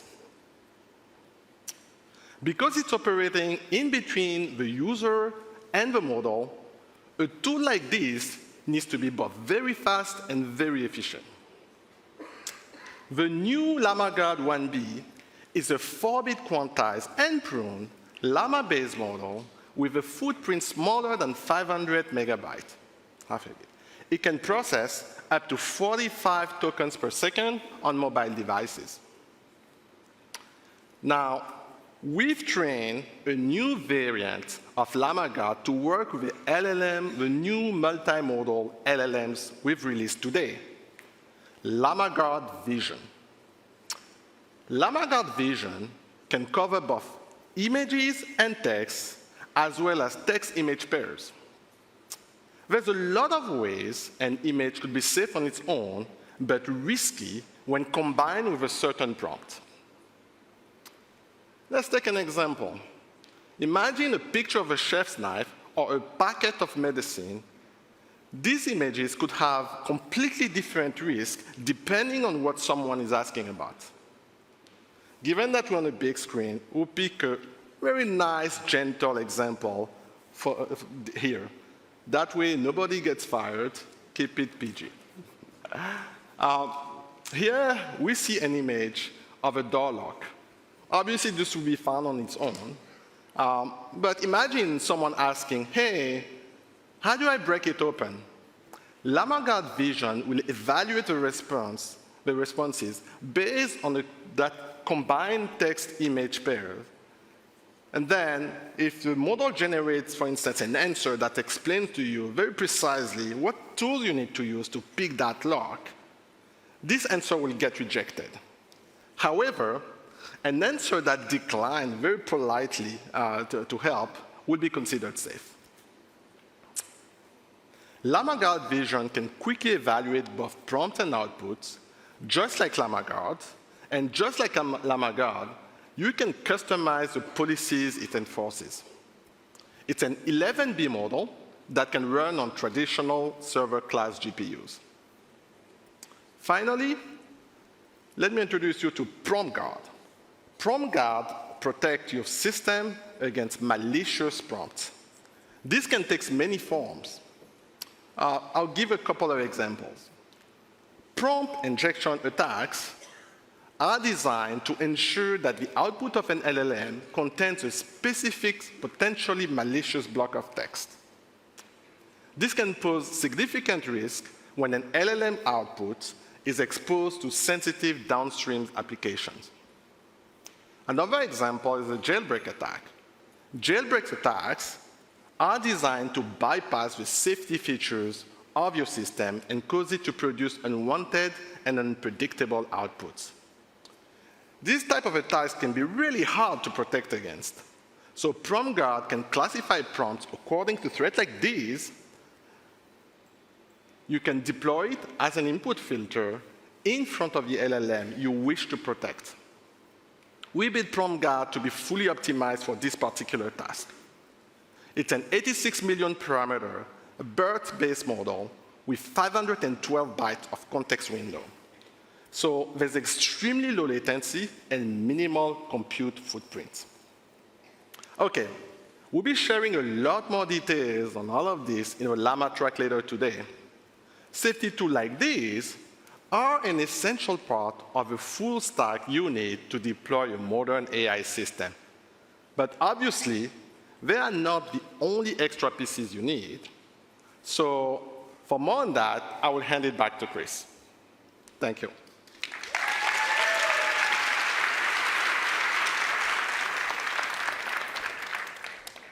All right, thanks, Rashad. Last on the list, but definitely not least, is please make this thing simple to use. Luke Bewald is an old friend of mine. He's also the founder and CEO of Weights and Biases. So they're one of the startups that's helping bring folks from testing to deployment of AI systems. The way he put it to me is you guys are just like throwing these models over the wall. And everybody's doing the same work. Everybody's doing batch inference, synthetic data. Everybody's distilling the models. Everybody's doing evals. Please just make it really simple to get started and also make these things modular. So to help with that, we're introducing the Llama Stack. The Llama Stack is a set of reference APIs for every component piece of a modern LLM system that's deployed. It's also a bunch of libraries with PyTorch and other development environments to help you get started right away. So everything in the shaded area here will come with a set of simple, stable APIs. Those will allow new developers to get started right away. And for more advanced developers, it's easy to plug and play, move things around, test and deploy modules depending on what's working for you without needing to change the interfaces. We've partnered with a bunch of folks, both at enterprise scale and for startups, who are ready to help you get using these right away starting today. So there you have it. It's Llama Lightweight, it's Llama Multimodal, and it's the Llama Stack. These, we hope, are going to help make your life a lot easier to build and develop AI tools and to take the industry to the next level. I started studying AI in 2001, which was the Stone Ages of AI. This is before the NVIDIA era, so there was a lot more arcane math involved in AI. And this was right around when we had Stanley in the Stanford AI Lab, 2004, 2005. We had built a car that could drive itself across the Nevada desert. And we'd host these AI mixers back then for anybody at the university or nearby who was interested to learn more or who was excited about AI. And like 20 people would show up. And VR and AR and MR were just a pipe dream back then. And part of what's so interesting about right now is how many of the smartest people in the world, whether developers, whether data scientists, whether entrepreneurs across a huge range of industries, are focused on these tools, taking them seriously, and building amazing things. It's a really good time to be a technologist. Thank you all for spending the morning with us. Thank you for building alongside us. We have a bunch of tracks and workshops for you over the next 2 days. We'll see you out there. Thank you.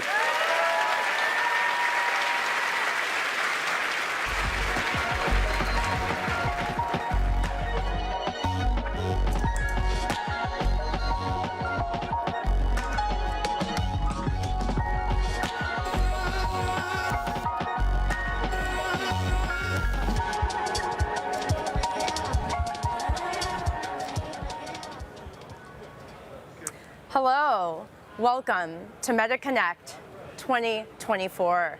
We are so glad to have you here. I'm Katrina Razavi, Head of Metaverse Partnerships, and I'll be your guide throughout the rest of the day. Thank you so much for joining us live from MPK, Meta's headquarters in Menlo Park. It's popping off back here.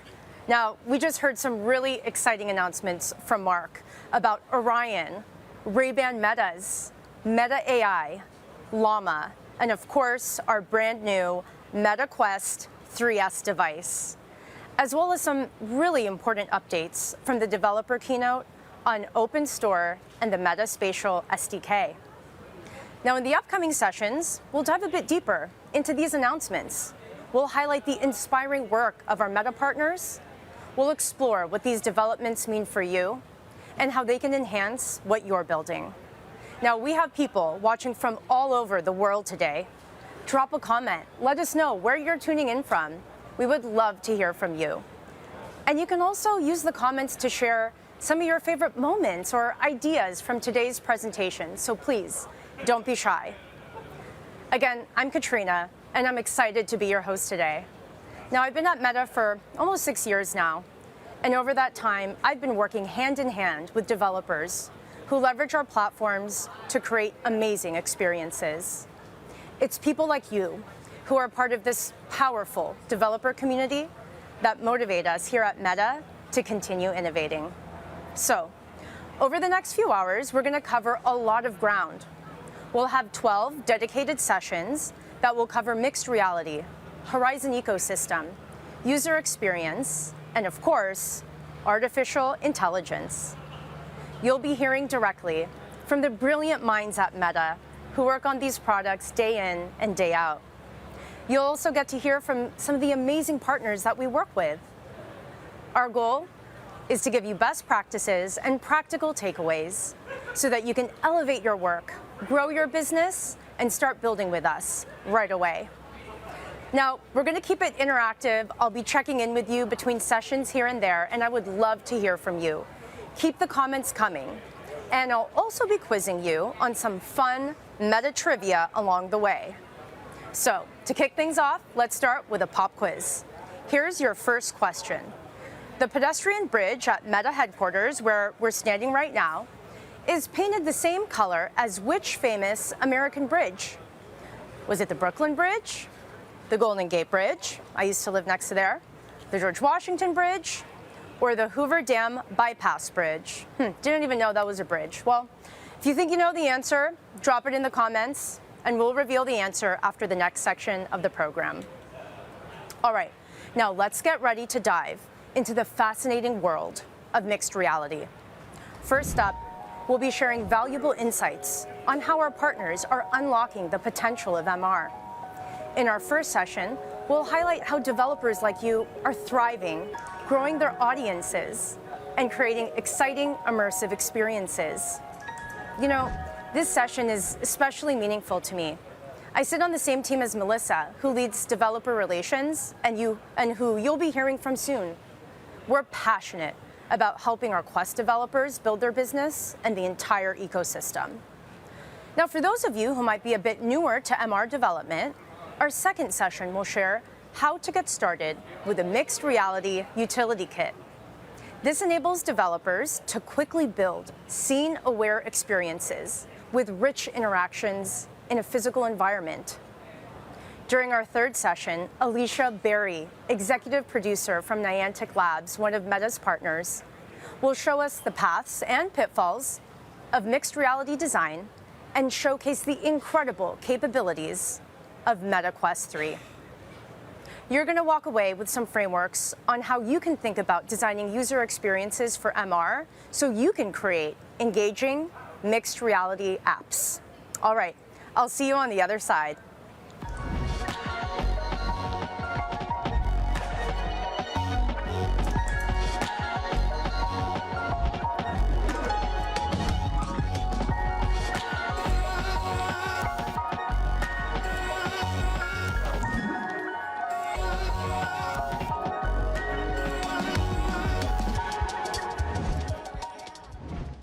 Years ago, we were at Oculus Connect 6, and the first Quest had been on the market for 4 months.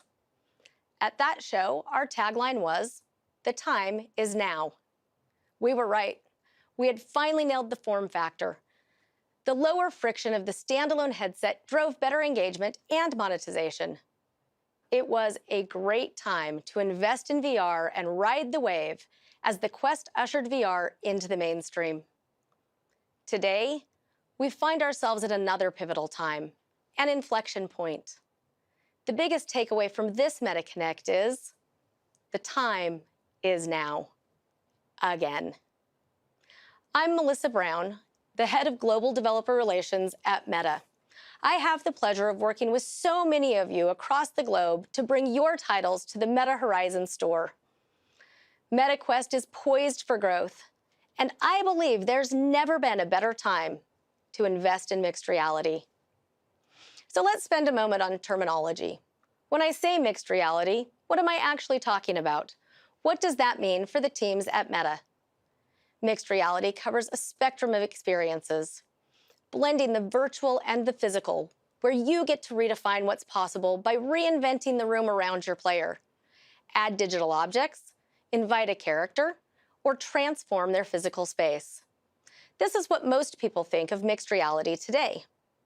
Mixed reality also means full immersion, where you transport your audience to a brand new place. Your player can step directly into your world and join up with others, no matter where they are. This is what MetaQuest has been historically known for, and what many developers first think of when they consider the platform. And then there's the newest experience for MetaQuest, extending your existing app. Keep your players connected with your apps as they multitask, browse, and watch in mixed reality. Your experience can be a part of their perfect workspace, personal theater, and augmented home. So with definitions out of the way, why do I think mixed reality is ready for this inflection moment?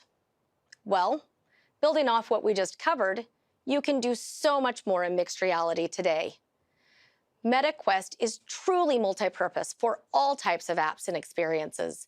Gaming, fitness, entertainment, productivity, we've expanded what everyone can expect out of their headset.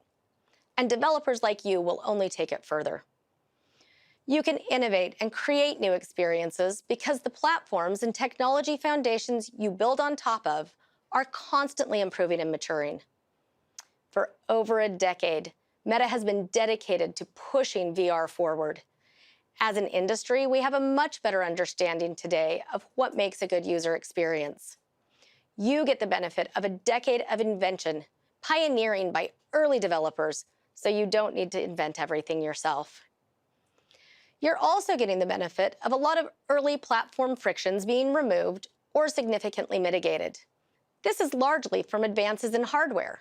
Our newest device, MetaQuest 3S, offers the right combination of price and value. It's perfect for those new to mixed reality and those who haven't yet made the jump to Quest 3. More people will be able to experience high-quality mixed reality and the best version of your apps. MetaQuest is offering a lot more utility at an unreal value to more people. At the same time, it's never been easier to build for developers like you. We're already seeing signals of the flywheel turning faster. I want to share a few stories that capture this momentum well. First, let's talk about creative tools. Titles like Painting VR and Vermilion are finding product market fit. These apps allow you to paint with a variety of brushes and mediums, making it possible for you to create your own works of art or recreate the masters. These developers are building communities around creation that wouldn't have been possible before MR. They're democratizing access to 3D sculpting, painting, and prototyping tools. And they're financially successful, sustaining their development, continuously improving their apps, and finding new audiences. Another up-and-coming category is sports training. Titles like Clean Sheet Soccer by Incisive, as well as the NHL training app by Sense Arena, and VRelity's baseball training title. These titles are used by sports leagues and individuals to practice and perfect maneuvers that can then create success in the physical world of sports. Be a better football goalie, perfect your slap shot, or spend time in batting practice with these training-style apps. Because the Quest headset offers fully embodied play, these developers are building businesses which help athletes succeed in their sports. This is something that's not possible in any other format. And of course, I wouldn't be up here talking if I couldn't talk about games. There have been plenty of success stories this year, and we expect more to come as we move into the holiday season. I Am Cat and War of Wizards showed us how viral marketing can resonate with audiences and help drive MAU as well as revenue.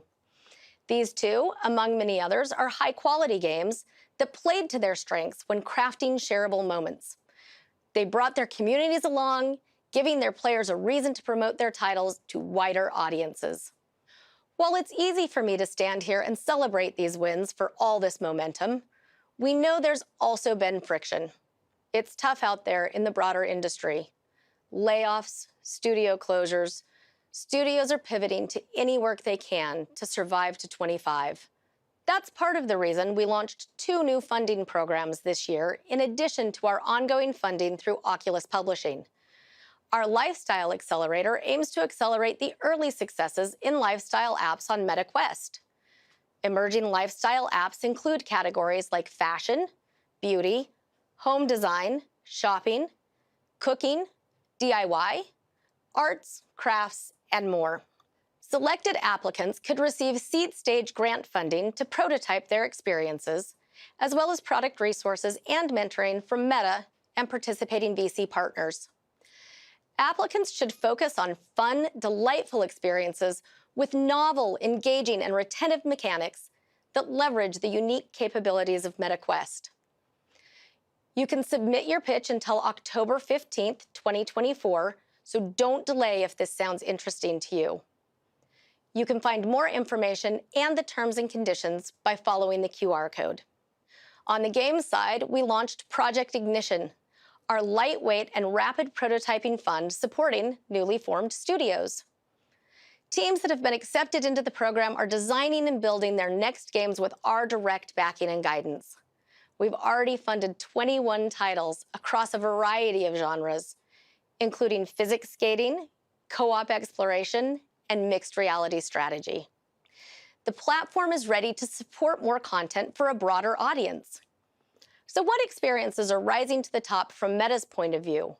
Which verticals have the greatest opportunity to fill a current content gap in the ecosystem? We've identified 4 audiences with 3 verticals each, which will come to life in mixed reality and are great opportunities for developers to explore further. Gamers obviously remain core to our early audience on Quest today and have plenty of more room to grow. They demand quality and spectacle in everything they play. Mixed reality offers differentiated value from traditional gaming platforms with first-person character embodiment, physical, visual, and mechanical realism, and 360-degree exploration. The 3 standout verticals for this audience are action-adventure RPGs. These give the players the opportunity to live an alternate life filled with choices, adventure, and escape. Core shooters. Players can test their skills through social competition and cooperation. And emerging genres. We don't think we know the best games genres for mixed reality yet. Many of mixed reality's breakout hits have emerged from small, unproven teams experimenting with different types of gameplay and mechanics. We encourage game developers to continue to explore new skill mechanics and push on the boundaries in areas unique to mixed reality. Our next audience, called enthusiasts, have different expectations for mixed reality compared to our skill-based gamers. They're looking for fun and relaxing experiences, often casual and social. They may have less patience and churn out of an app quickly if it gets frustrating. Apps here need to be as accessible as possible to retain these people and keep them coming back. The 3 verticals for enthusiasts are playful simulation, the imitative representation of another system, real or fantastical. These apps can seem simple, but often have complex simulations running in the background. Relaxing gameplay is paired with light strategic activities and customization. Casual social. People are looking to relate to others with an accessible game-oriented social places. These apps facilitate social interactions and encourage public relaxation. And sports simulation, the virtual version of people's favorite live sports, like we see in NFL Pro Era 2025. Pretty straightforward. We touched on this 3rd group as a part of our Lifestyle Accelerator.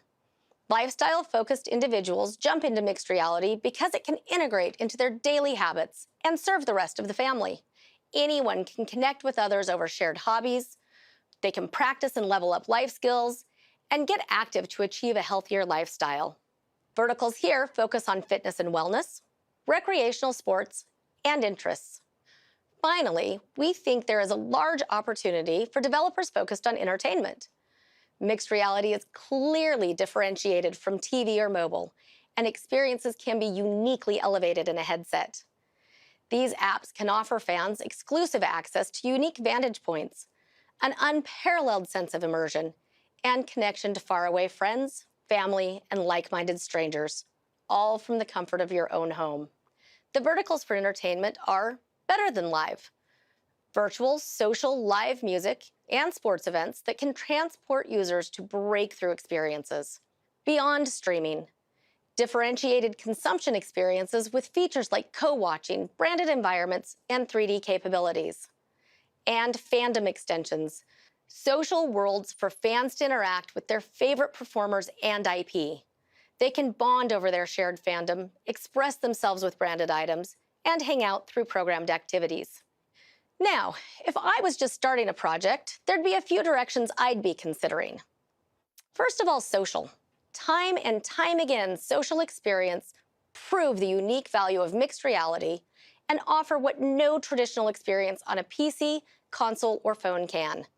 Feeling like you're actually with someone when you're apart. Plus, social apps get the benefit of virality and repeated engagement. Cooperative play.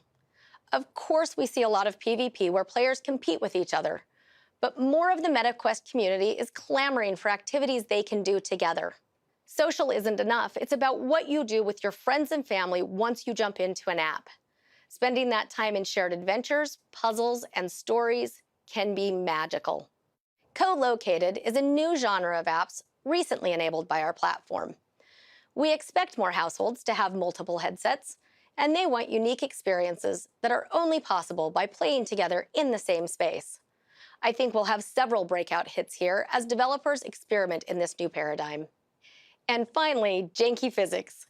It's just fun to go nuts and do the things you can't do in the physical world. Particularly for fully immersive apps, you can suspend disbelief, make it totally normal to send NPCs flying, leap across large chasms, or stack cars on top of toothbrushes. Most importantly, we want teams to build the game they're most passionate about and experienced in. Focus on what this platform's unique offerings can bring to your design, what VR and MR allow you to make that isn't possible anywhere else. So that's what I wanted to share today about the momentum we're seeing. The pieces are in the right place. Many types of developers are already showing traction at this new stage of the ecosystem. There are funding programs to help new teams get started and build the next hit experiences. MetaQuest can be a blue ocean of opportunities for you and your next app. All these things combined make me believe there is no better time to start building for mixed reality. The time is now. Next, it's time to get technical and consider how you actually get started building some of the experiences that are going to capitalize on this momentum. Kirk Barker is going to walk through a lot of considerations and tooling to help you get started with blending the physical and virtual in mixed reality. Thank you, and enjoy the rest of MetaConnect.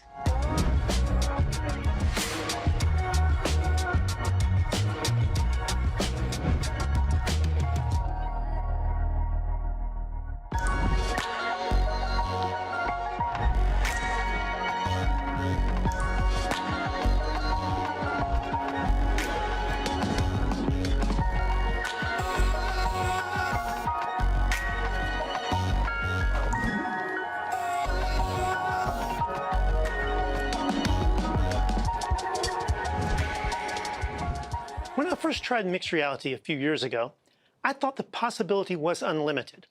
I tried scanning my room, but it didn't work. I tried manually creating things. They would disappear. After spending 30 minutes with no success, I gave up. The tools just weren't mature enough at that point in time. With our new mixed reality tools, we remove the friction from developing in MR. If you're one of those developers who see the possibility of mixed reality, but are either intimidated by it or just haven't gotten the chance to explore it, now is the time. We're going to introduce tools in this presentation that make it easy for you to get started creating amazing apps in mixed reality. Our goal in providing tools, including the MR Utility Kit, is to make it easy for virtual objects to exist and interact in your natural world. As you see in this video, the virtual robot is walking around the room, and when it encounters the wall, it adjusts and starts to climb the wall. Notice how well it blends into the natural environment with the lighting and the shadows. But more than just making it possible, we want to make it easy. The MR Utility Kit bundles capabilities that are commonly needed by devs and makes mixed reality accessible for all developers, regardless of their size or experience. Okay, let's get started and build something.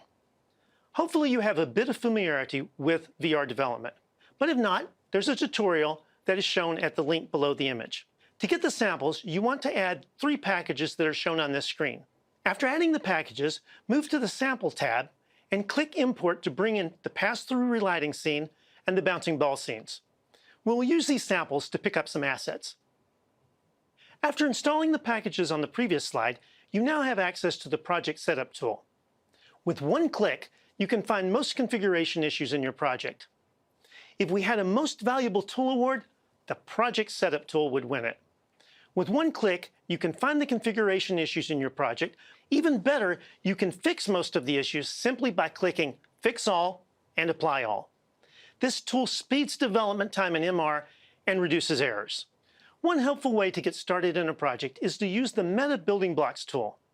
It allows you to easily discover and add different features to your project. We're going to start this project by clicking to add the effects mesh, pass-through, and a grab interaction. One of the really cool things about the building blocks is that they automatically add the dependencies. Notice in our case, it added the camera rig, even though we didn't explicitly select it. Now, let's go through a few of the objects in the white box on the upper left. You will see the familiar OVR camera rig, which is used for all VR projects.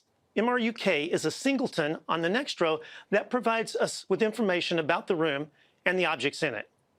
We can also use it to make queries like, which surface is the biggest? What is the closest surface to the player? Or select all the objects of a particular type, like a table. MRUK comes with a feature called world locking that makes it easy for developers to keep the virtual world in sync with the physical world.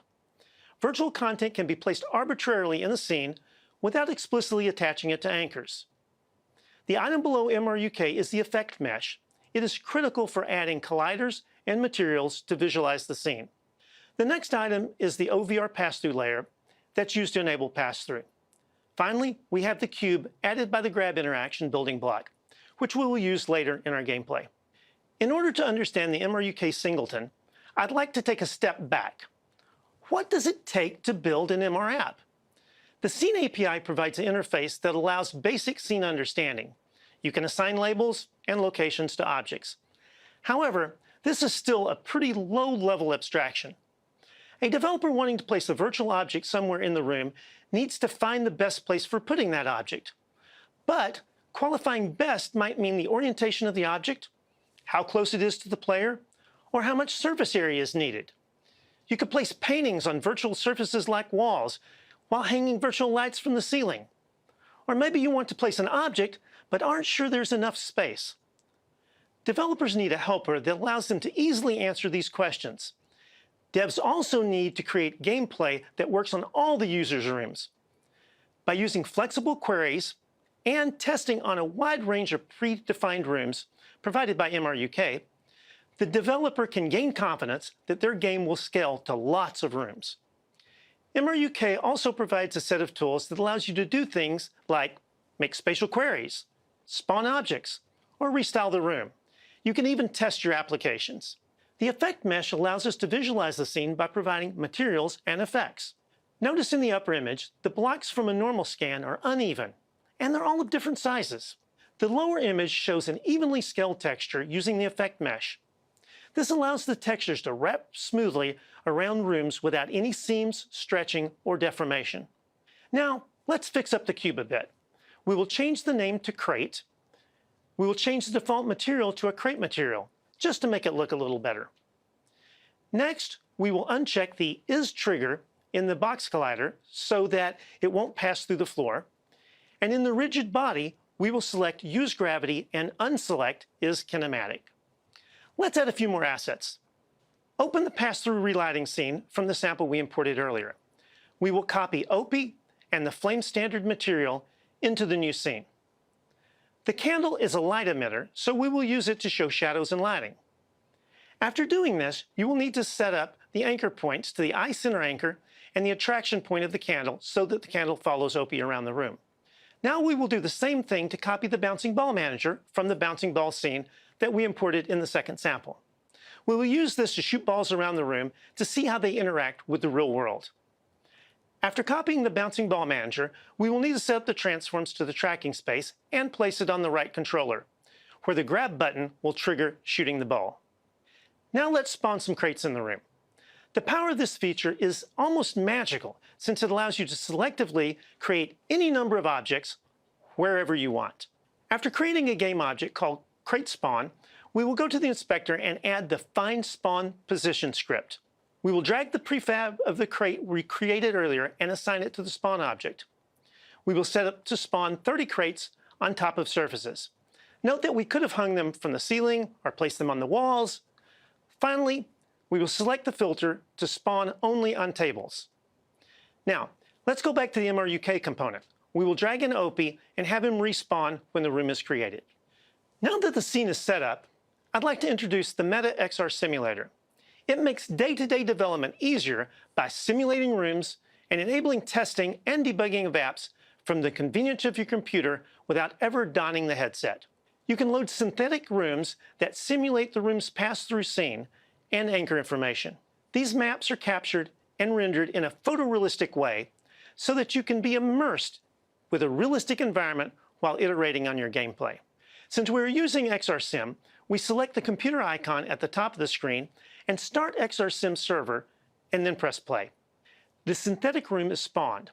We have a data forwarding server running on our Quest device, so we'll connect to the physical controllers. But you can also use the keyboard mapping directly to control OPI without using your headset at all. As we move OPI around, you can see that the light from the candle reflects on the floor as well as the couch and the other objects. You will also notice the shadow he cast. Also, notice the spawn crates that have appeared on the table to the right.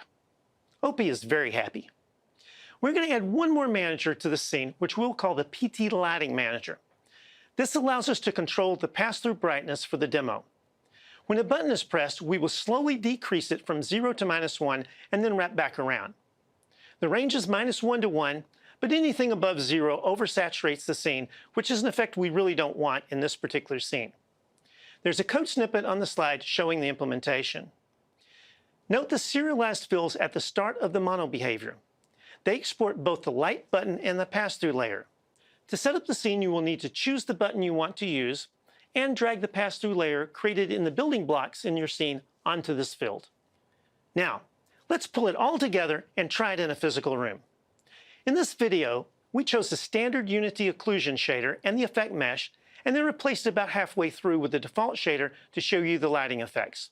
First, I'm going to use the ball shooter and show you the collisions. Notice the balls bounce off the ceiling, walls, and furniture. They even bounce off the crates, which are virtual objects, not physical, that we spawned on the table. Also notice as they go to the other side of the furniture, they are occluded. As OPI walks behind the table, he also is occluded by the real-world object. Since we used the grabbable object, I can now pick up the crates and throw them around the room. Note that as they drop behind the table, they are also occluded. At this point, we've loaded the default shaders. We will dim the pass-through lighting and have OPI walk back and forth. Notice the reflection of the light that he is carrying reflect on the nearby surfaces. Also, notice the shadow he is casting. What we showed you in this short demo is only part of the picture. MRUK comes with sample scenes that let you automatically create a nav mesh in your room so that you can allow non-playable characters to wander around your room. You can also place objects with raycasting, or even create and destroy virtual walls. You can find links on this slide to find more information and download MRUK. As you can see, MRUK comes with a variety of amazing features.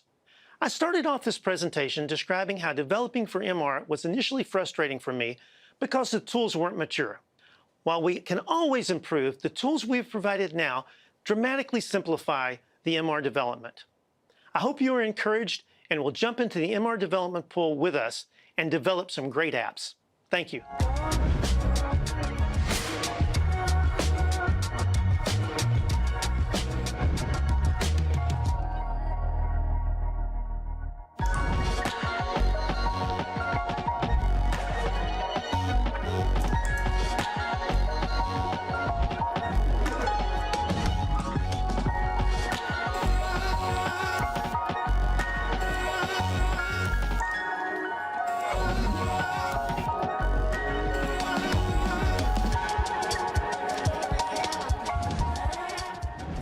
When I started my career in tech, it was incredibly challenging to get the kind of opportunities that excited me.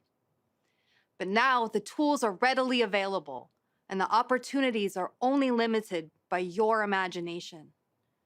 What a time to be alive. In creating in mixed reality, you can make anything you want in mixed reality and place it anywhere. Mixed reality, it shows you the world and allows you to add your magic to it if you open yourself up to your imagination. But being able to create anything can be daunting. And with mixed reality, instead of starting with that blank piece of paper, you're now starting with a blank 3D cube. It's like 6 times more terrifying. This talk is aimed at helping aspiring mixed reality developers like you avoid that terror. Here's the goal. After learning just 3 rules, you can start at the middle, not the base, of the very steep mixed reality developer learning curve. Here are those 3 rules we created to ramp our Peridot mobile augmented reality team into the wild, wild west of mixed reality. The first, get in the device. It's by far the easiest and fastest way for you and your team to learn. The second, touch is greater than text. This removes the friction between your message and your audience. And the third, choose magic. You will wow your audience and turn them into fans. Fantastic. Let's dig into why we need to get into the device. I'm always going for the wow factor. Looking at someone who has just used my product, I want them to be wide-eyed and sometimes a little sweaty, but always smiling. And honestly, it's really hard to smile when you're reading a product requirements document or PRD, right? Well, it's a good use of time to document your goals, your user stories, success criteria, key performance indicators, etc. Documents are not where innovation happens in mixed reality. After a PRD, most teams design using storyboards. A storyboard is a board. It's 2-dimensional. It cannot represent what a player consumes in mixed reality. Using what you already know about development will actually hinder you. It will take you far longer to get to the wow factor. You need to develop differently and iterate in the device, not in the editor, not on videos, in the device, period. Here is an example from Hello Dot. It's an early access experience available right now on Meta Quest 3. What you're looking at is a wonderfully crafted tile from a storyboard. We followed our normal mobile game development process. We spent a few weeks laying out the first-time user experience. At first, we thought this was how your Peridot would look. It's a standard pick one of 3 options. It's beautifully designed and rendered, and it's a common paradigm on 2D screens. So, what was the issue? Well, it wasn't fun, and it was confusing. And furthermore, because there are 3 Peridots, players saw them not as 3 different options, but as 3 buddies. We didn't realize it was confusing in mixed reality. where buddies feel far more real. And you know, I'm sure we could have polished this to be more intuitive, but instead we threw it away. Most importantly, we lost weeks of opportunities. While we tuned a flow that worked in 2D, but it never really landed in 3D. So, what did work? After some brainstorming, our art lead built a 3D asset of a paint bucket, of all things. Then we started iterating on it in the device. And you know what? We never went back to using the storyboard. Using this method, the time from ideation to in the player's hands was less than 4 weeks. If you remember, it took us weeks to build the storyboard. And with this approach, we were not prepping to build, we were building it and doing it so much faster. We have spent so much of our lives on a computer where there are buttons and icons to be clicked. In mixed reality, though, seeing your own hands in the context of the real world changes things. It's an entirely different game. You have near infinite amount of directions you can go in MR. Let's get you running towards a destination. Think like a child. A child touches everything. Start there. Kids don't read, they grab. You may be tempted to go to rows of buttons, create new and exciting icons. But I encourage you to consider touch is greater than text. We've never had the ability to create something out of thin air. And now is the time to experiment with skipping the boring 2D stuff and running right into the action. We didn't tell players how to use Hello Dot. Why create a menu? If you hand a player a ball, chances are they're gonna throw it. Everyone says the same thing after trying mixed reality. It feels so real. Is it magic? Yes, yes it is. If you have a decision to make, choose magic as the solution. Usually, when you build a 2D game, polish comes at the end. But in mixed reality, polish is the feature set. Build your weirdest ideas, and you will mystify your audience. For example, we needed a way to store accessories and other top-secret items for our next big Peridot product launch. In most games, this is called an inventory system. It's usually a grid with sorting and searching. We thought, how can we make storing stuff magical? Well, our art director sketched a number of different vending machine contraption concepts as a novel way to keep small things in order. She chose one, and the very next week, we had a rough 3D contraption, a nautical vending machine in our game. We knew this was a great concept because our normal session time of 3 to 5 minutes became 17 minutes. People were having a ball. It is incredibly satisfying to turn a wheel and stuff pops out. Is there a 2D way to capture this? No. Instead of grouping items with text, we chose the far greater option. Magical contraption, heavy on touch. As you're thinking about bringing your great idea to mixed reality, take a page from Peridot. We aim to bring dots to life, starting with sketching out moments of joy with our own pets, building them together as a team in the device. With today's technology, you can build touchable magic that reaches right into the heart of your players and customers. So get into your devices and build some magic. What a time to be alive! I can't wait to play your ideas. Thank you.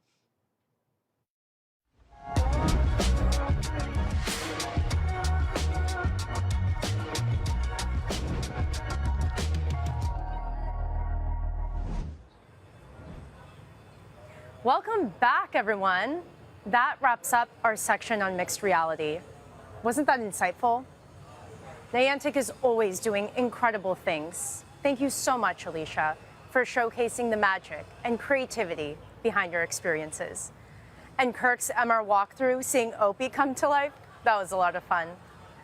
And I love learning what our talented ecosystem of MR developers have been building and launching on our platform. I hope Melissa was able to convince some of you to join the Lifestyle Accelerator. Remember, the deadline is October 15th, so don't be late. And hello to everybody joining from all around the globe. I'm Katrina, head of Metaverse Partnerships here at Meta, and I'll be your host for today. Now, if you're just joining us, we've been playing some trivia. Now, I know all of you bridge enthusiasts have been waiting for the answer to our first quiz question. And the correct answer is the Golden Gate Bridge. And Thomas from Seattle actually got that one right. Thanks, Thomas. Now, I know it looks red, but the Golden Gate Bridge has always been painted orange vermilion. The distinctive color was chosen because it provides enhanced visibility for passing ships in the foggy waters of San Francisco Bay. All right, I hope you got that one right. I see from the comments that some of you really know your stuff. So we're here at Meta's main headquarters in Menlo Park. It's a special place, and it is huge. If you're in the area, you'll know where we are when you come across the Meta sign out front. Fun fact, this actually used to be the Facebook like icon. And if you don't believe me, here's a photo of me when I first joined back in 2018, which, my gosh, feels like forever ago. Now, speaking of our campus, we're going to move on to our second quiz question. So just behind me in our Zen garden, there's a family of animals that share our campus with us. And to celebrate them, we featured them on Facebook's first Messenger sticker pack. So the question is, what kind of animals are they? Owls, foxes, squirrels, or raccoons? I'll give you a hint, they're super cute. Take a moment, think about it, drop it in the comments, and we'll reveal the answer later. Okay, next up, we'll be focusing on our Quest ecosystem and showcasing the improvements we've made on the Meta Horizon developer experience. We've listened to your feedback to make things faster, easier, and more efficient. And we hope you enjoy the evolution. And after that comes a real treat. You're probably really curious to learn more about the newest device that we just announced today, the Meta Quest 3S. We'll be doing a deep dive so you can learn even more. And finally, we'll hear from one of our developer partners, Yassine Salmi, CEO and founder of Salmi Games, known for creating engaging VR experiences, like the multiplayer game Late for Work. Yassine will share how you can make the most out of Quest 3's groundbreaking capabilities. This is going to be jam-packed with insight, so please stay tuned.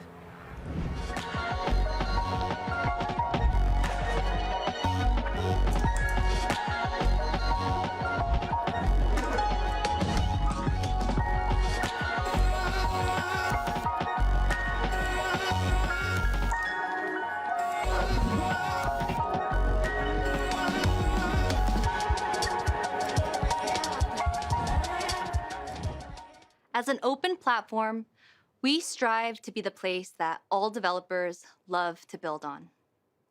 Whether you're just starting out with Meta Horizon or have been with us since Oculus Rift DK2, we've been working hard to improve the platform and democratize development so that anyone, maybe even you, can build the next breakout mixed reality app.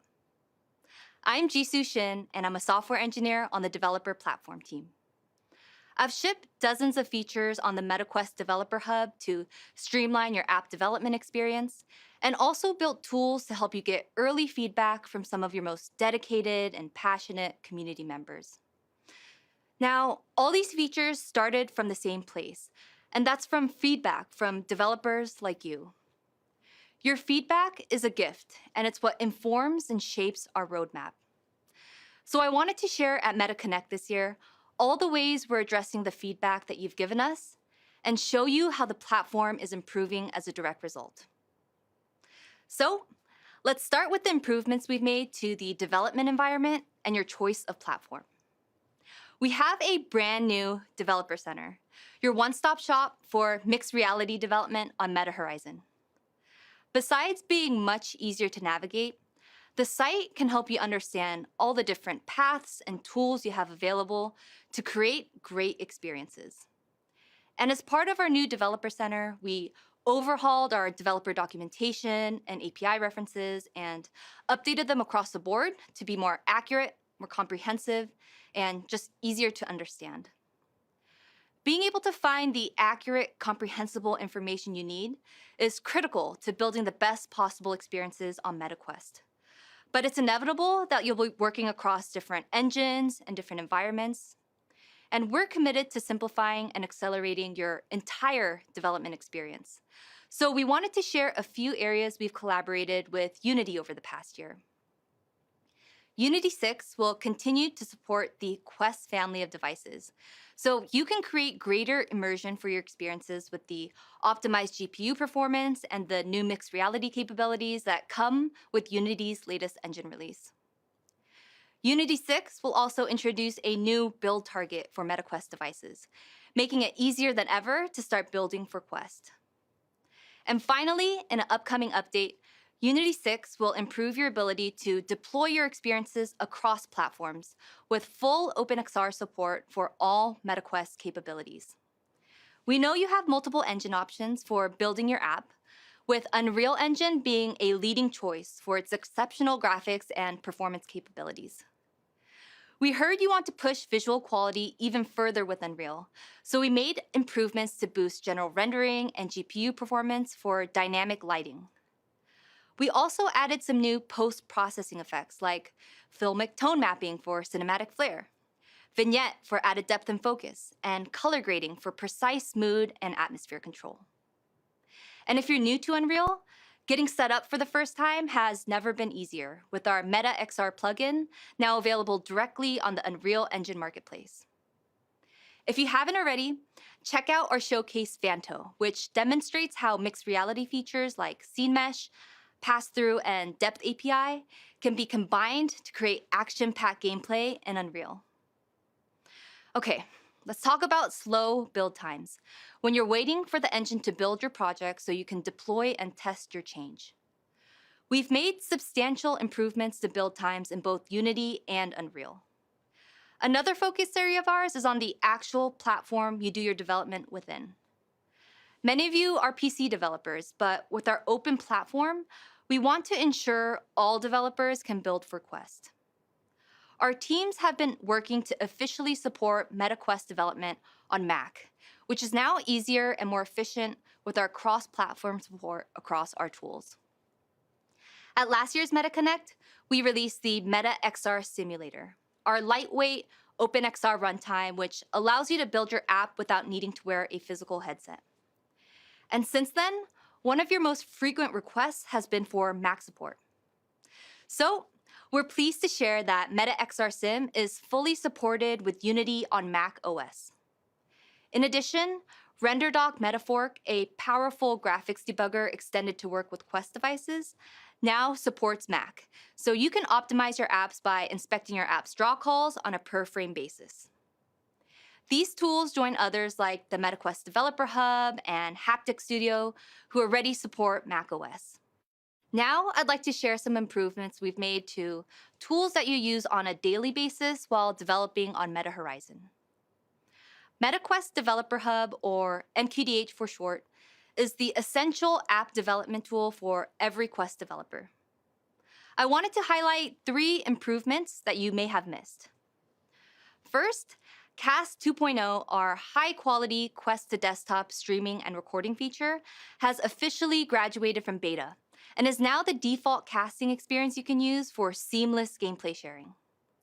In addition to streaming, Cast 2.0 now allows you to remotely control your headset with the keyboard and mouse, enabling even faster development.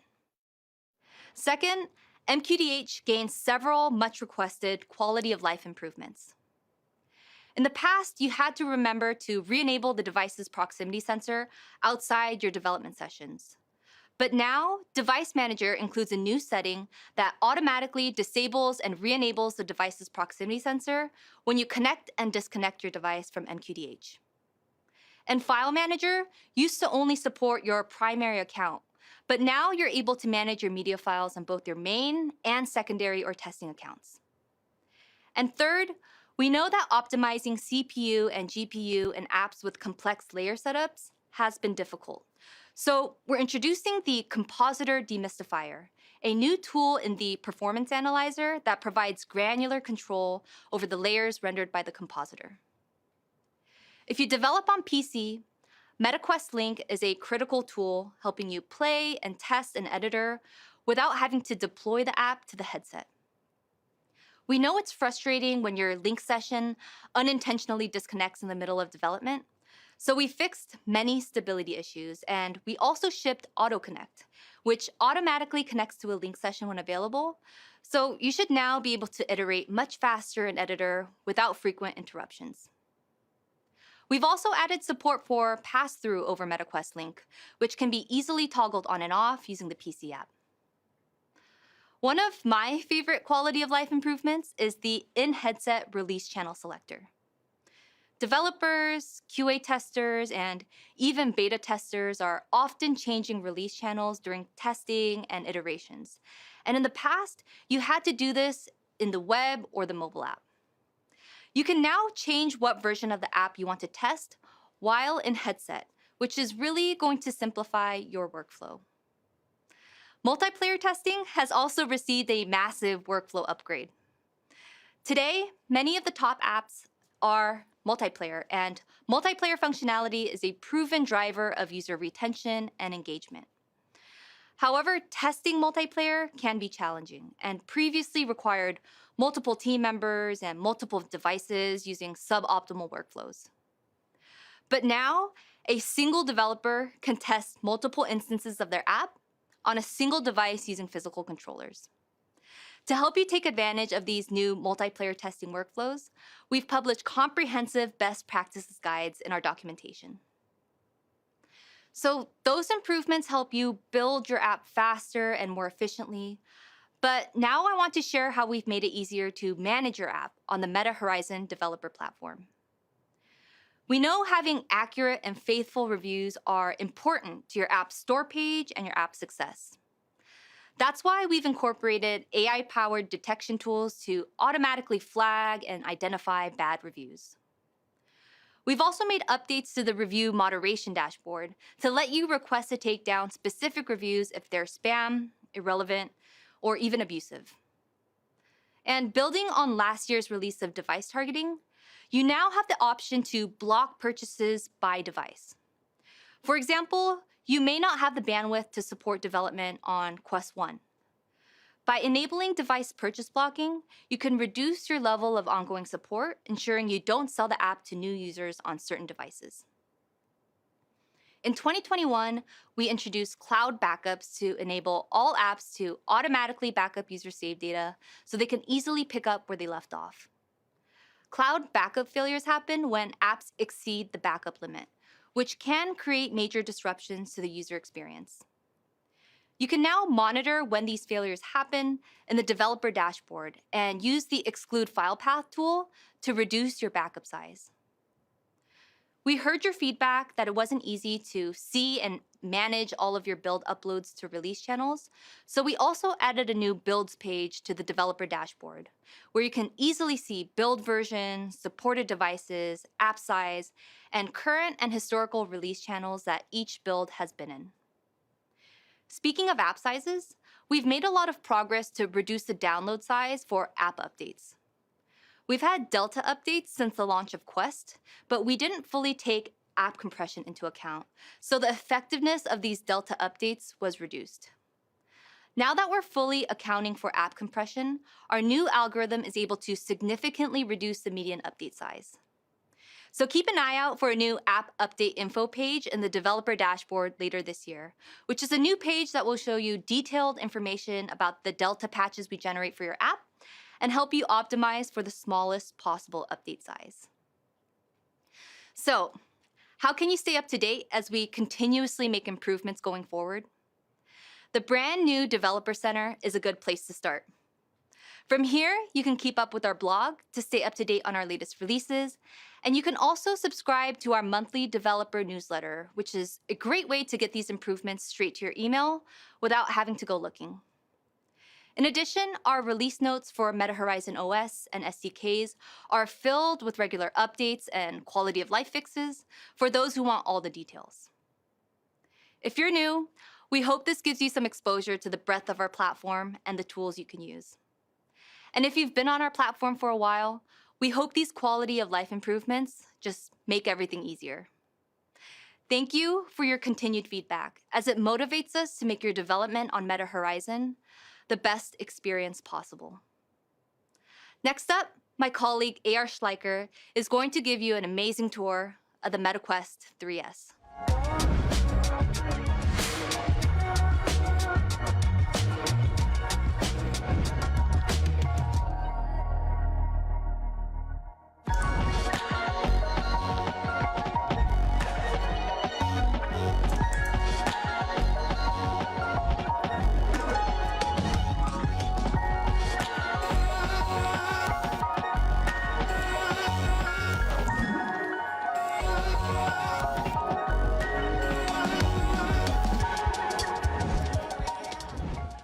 As a developer relations engineer here at Meta, I help developers bring their titles to MetaQuest.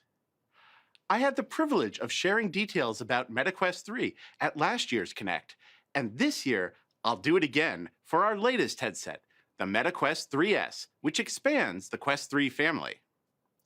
I'm excited to walk you through a more detailed overview of the MetaQuest 3S headset and what you should keep in mind as you're developing for it and the Quest 3. This headset truly brings the power and performance of the MetaQuest 3 to a much larger audience by virtue of a lower price. With the MetaQuest 3S, we've taken most of the hardware of a MetaQuest 3 and paired it with the tried and tested optical stack of the Quest 2. The result?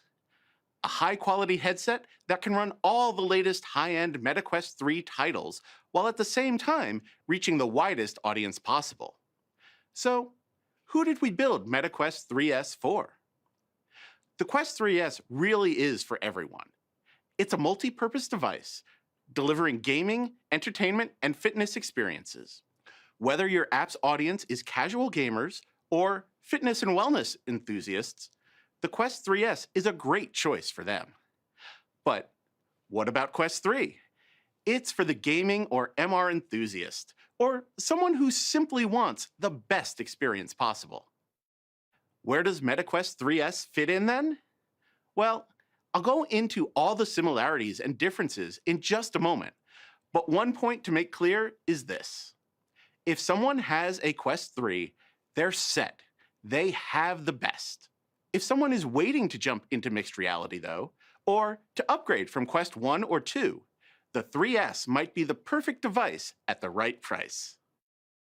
Let's get into the device and development considerations. First, the headset itself. Performance, optics, weight and comfort, and battery. After that, I'll go into mixed reality. And finally, I'll touch on input. So, let's dive into the details about the headset itself. Let's start with performance. The Quest 3S contains the same Qualcomm Snapdragon XR2 Gen 2 and 8 GB of RAM that the Quest 3 has. Why is this important? Because these are the key details that ensure that every piece of content that is created for the Quest 3 will perform the same across the family of Quest 3 devices, both the 3 and the 3S. As a reminder, the Qualcomm Snapdragon XR2 Gen 2 platform in Quest 3 and 3S represents an increase of over 33% in CPU performance compared to the Quest 2's XR2 Gen 1 platform. On the GPU side of the equation, things are even better. The upgrade from the Adreno 650 of Quest 2 to the Adreno 740 of Quest 3 represents a significant boost, more than 200% of the GPU processing power. As for optics, this is basically the exact same optical stack as the Quest 2. You've got an 1832 by 1920, 20 pixels per degree display with a 96-degree horizontal and 90-degree vertical field of view. Just like Quest 2, you've got Fresnel lenses and the 3-stage interaxial distance, or IAD, adjustment. However, the important difference to note here is that even with the lower resolution display, the Quest 3S still uses a default eye buffer size of 1680 by 1760, just like the Quest 3. It's the same resolution display as Quest 2, but it produces graphics that look a little bit better. In terms of weight and comfort, well, I'm happy to say we've held the line here. The Quest 3S at 514 grams is 11 grams more than the Quest 2 and 1 gram less than the Quest 3. In addition, while the Quest 3S doesn't have the pancake lenses of the Quest 3, the key element that allowed us to reduce the size of the headset so much, we were able to shrink the length of the headset by 11 millimeters compared to Quest 2, making it more comfortable. Then there's the strap. The Quest 3S uses the same style strap as the Quest 3, meaning that all the strap accessories from the Quest 3, such as the Elite straps, are fully compatible with the Quest 3S. One other detail to point out while we're looking at the strap, on the right side, you'll notice there's no audio jack. You still have the built-in audio, of course, and USB headphones work as well, but there's no longer a headphone jack. Bluetooth audio is an option too, and will be even better with the low latency features coming with the upgrade to Android 14 expected sometime next year. As for the battery, the Quest 3S falls right in the middle between the Quest 2 and the Quest 3 for size. Owing primarily to the lower resolution display, we expect roughly 2.5 hours of playtime on the Quest 3S, slightly more than you can get on the Quest 3, even though the battery is a little smaller. In addition, we've also removed the proximity sensor from inside the headset on Quest 3S. If you've ever ended up with an unexpectedly empty battery because something like the headset strap got too close to the proximity sensor, you won't have that problem with Quest 3S. Now, as for mixed reality, Quest 3 and 3S have the same 4-megapixel RGB 18 ppd color pass-through cameras. These cameras are in a slightly different arrangement due to the size of the 3S's optics, but they still make for a similar quality MR experience comparable to Quest 3. One other key difference between the Quest 3 and 3S is that the Quest 3 has a hardware depth projector while the Quest 3S does not. This actually isn't as big a deal as you might think. For both the Quest 3 and the 3S, we're generating depth data when needed via software analysis of camera images. The depth projector is mainly used in room setup to generate a little more accuracy and stability on plain, untextured walls. However, with the Quest 3S, we've added a new flicker sensor light pipe design. This allows us to more accurately detect the frequency of power used by lights around you, typically 60 Hz in the US and 50 Hz in Europe, to reduce the chances of seeing light flicker during MR experiences. We've also added flood IR illuminators to Quest 3S. These are used when hand tracking is active to improve the illumination of your hands in low light situations, making hand tracking even better. In addition, one new feature on Quest 3S is the action button. Clustered with the volume controls, the action button allows you to quickly toggle between immersive content and pass-through mode more easily than the double headset tap shortcut from Quest 3. Finally, let's briefly touch on input. For controllers, the Quest 3S makes use of the same great Touch Plus controllers as Quest 3. However, it is important to note that the Touch Pro controllers do not work with the Quest 3S. With the Touch Pro controllers costing as much as the Quest 3S itself, we felt like this unlikely combination just didn't make much sense to support. Hand tracking and body tracking continue to work just like they do on the Quest 3, with the small improvement to low light hand tracking mentioned earlier. In addition, just like the Quest 3, the Quest 3S does not contain any hardware for face or eye tracking. While we feel both these technologies are important for the future, adding them to Quest 3S would have made the headset less affordable and introduced some challenges in terms of content compatibility. So with that, we've covered all the major differences with respect to the Quest 3 and the 3S. Here's one more look at a summary of the differences. In short, all the performance of a Quest 3 paired with the optics and price of a Quest 2. So What does this mean for developers? Well, first off, we're not splitting the content ecosystem. Everything that runs on Quest 3 also runs on Quest 3S. In fact, we're so firm in our belief here that device targeting, the functionality we added to our developer site to allow you to deliver different APKs to different headsets, just has one Quest 3 family entry that covers both the Quest 3 and the 3S. Now, within your application, you can still conditionally branch your code based on which headset your application is running on. However, we believe those situations will be few and far between. In the end, you can feel confident investing and building for a higher spec, a more capable machine. With Quest 3S, more people can experience the best version of your content. So, you might be asking yourself, now that Quest 3S is here, and I can't buy a Quest 2 anymore, should I still be developing for Quest 2? The answer is, it depends. There are quite a few Quest 2 headsets out there, and we're continuing to support it. If your title needs to reach as many people as possible for concurrency, you probably want to support Quest 2 for as long as possible. If you need the compute or mixed reality capabilities of the Quest 3 family to ensure a good experience, we recommend focusing on the Quest 3 family as your baseline minimum spec. It's really up to you to evaluate your resources and then determine the device support that makes sense for your apps. So that's Quest 3S. This headset is part of the Quest 3 family. We're not splitting the content ecosystem or creating a lot of new development work. We feel this is the right combination of price and value for both existing MR users who haven't made the jump to Quest 3 yet, and for those new to MR.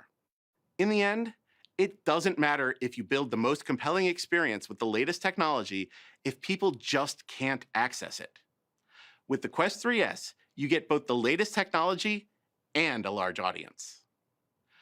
I hope this tour of the Meta Quest 3S helped as you start considering your future development plans and support for the headset. Next up, we're going to hear from a developer who's doing magical things on the Quest 3 family of devices. Yassine Salmi of Salmi Games is going to walk us through how they maximize performance to render beautiful and optimized graphics.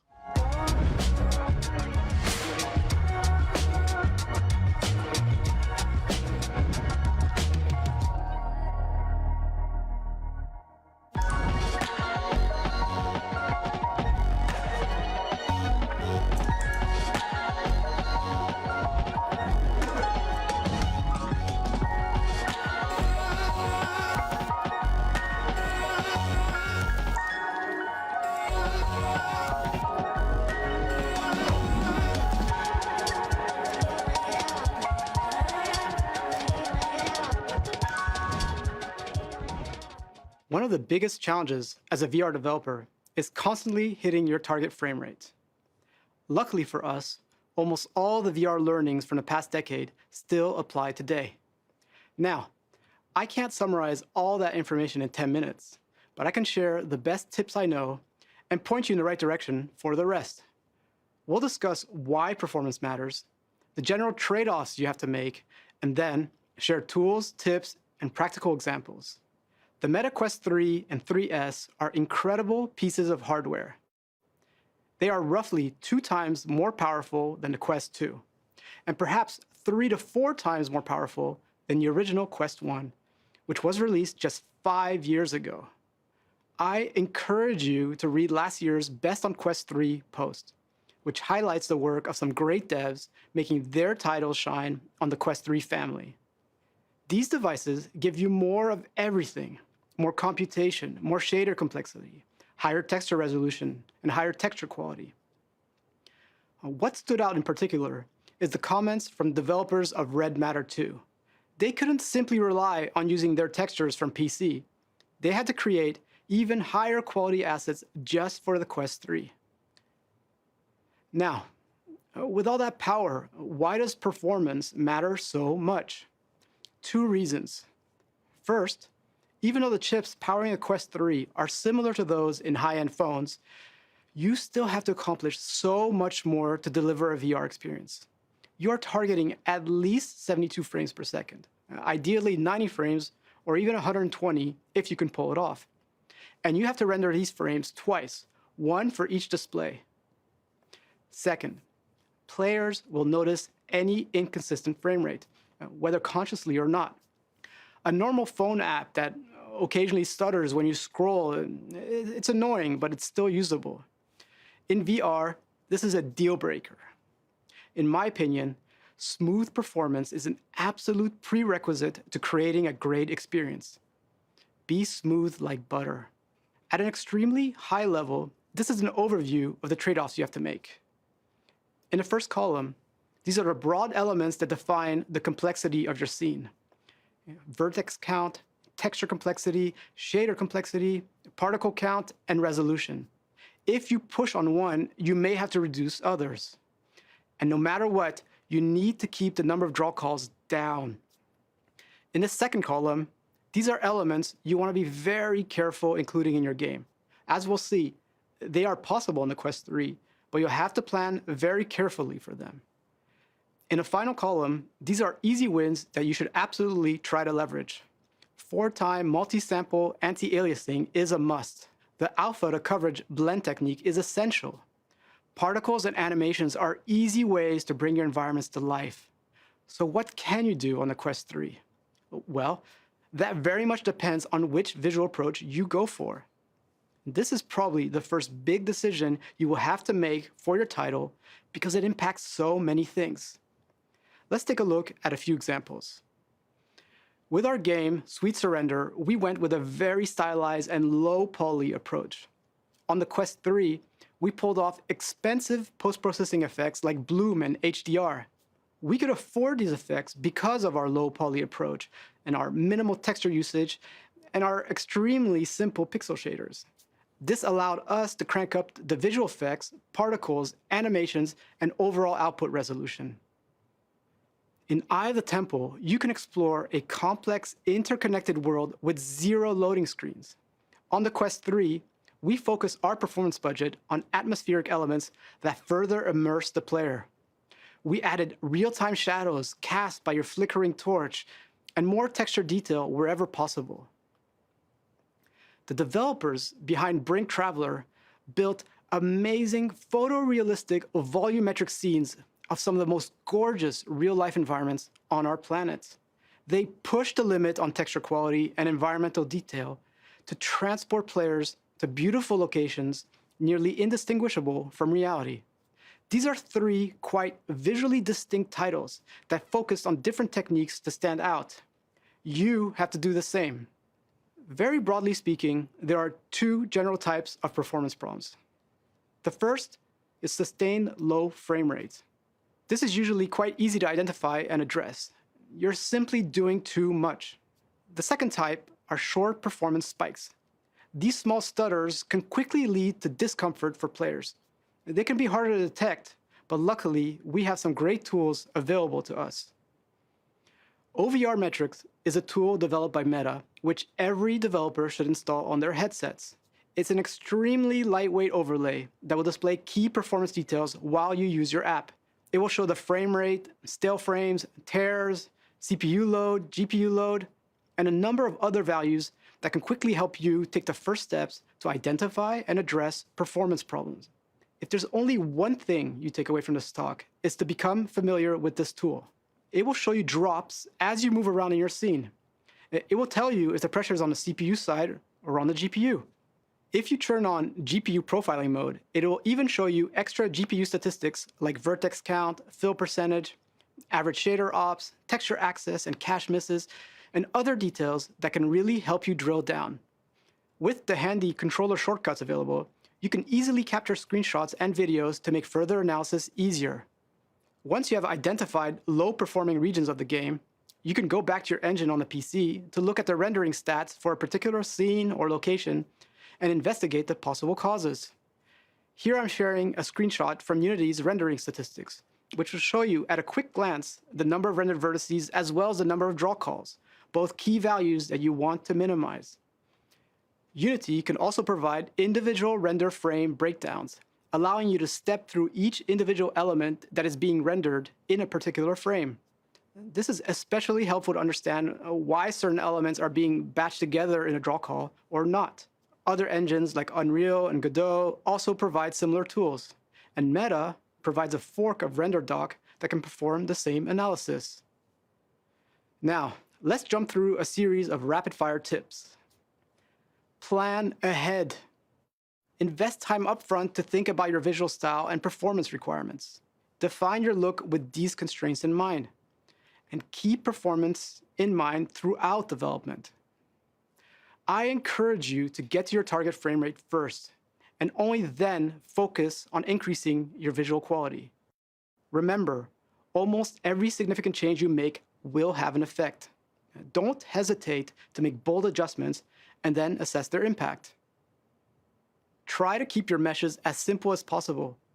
Don't be afraid to remove polygons that will never be shown to players. In Sweet Surrender, our rooms are generated from preset tiles, and we added an extra step to remove the backside of walls.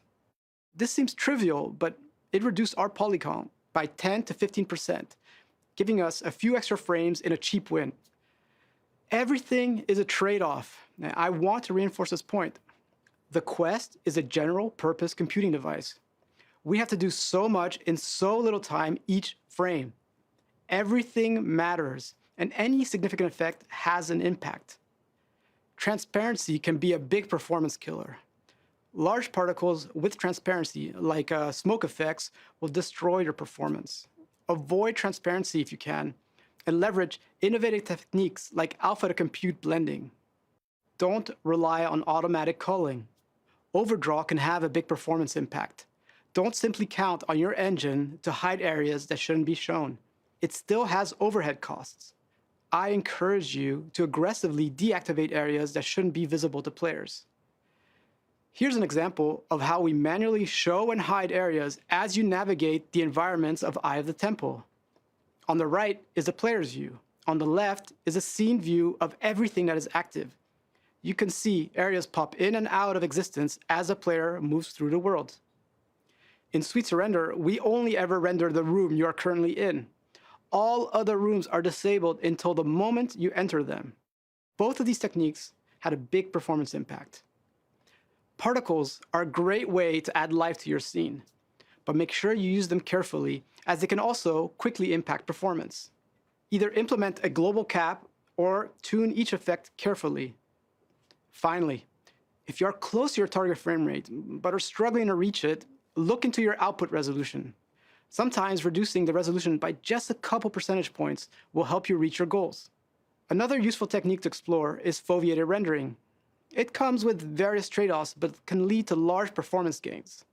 I want to wrap up by pointing you in the direction of more tools, optimization techniques, and documentation. Meta has invested heavily over the years in providing performance solutions for developers. Some of them, like Application Space Warp, can also have a huge impact. Please look into them. They may be particularly well-suited to your app. Now, as I said at the start, almost all the VR talks, advice, and techniques shared in the last 10 years are still applicable today. I have collected the most important ones at the link above. There are various topics I didn't even get a chance to touch on, like texture compression settings. The John Carmack keynotes, in particular, are a treasure trove of invaluable advice. I encourage you to investigate them, and I look forward to the next generation of Quest 3 apps.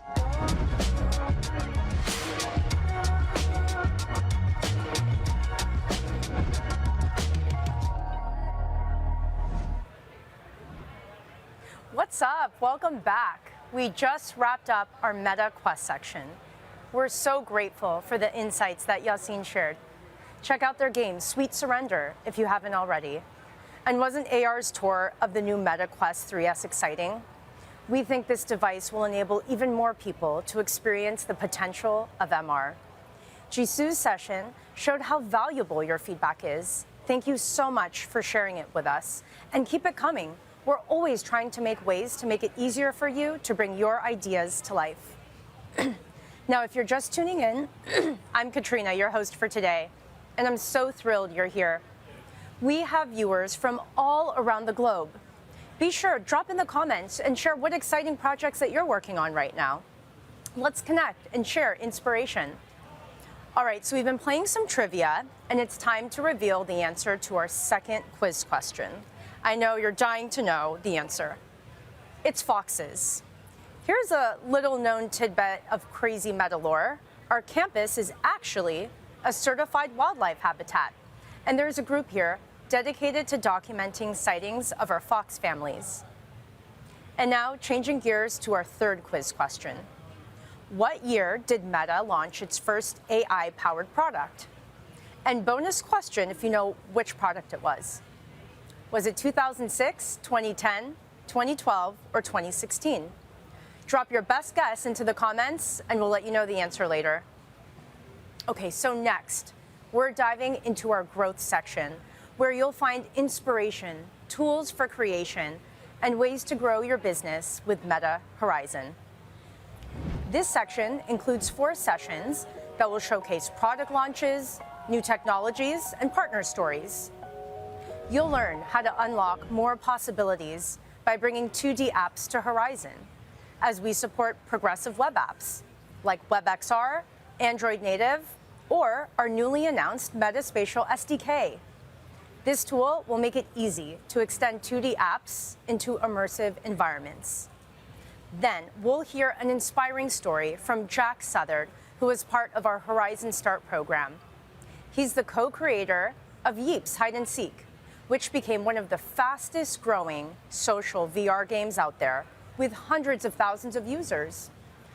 And finally, we'll talk about some really important changes that we've made to open up the Meta Horizon store. We'll also show you how you can use our distribution, discoverability, and self-service tools to grow your audience. This section is all about growth. Let's get right into it.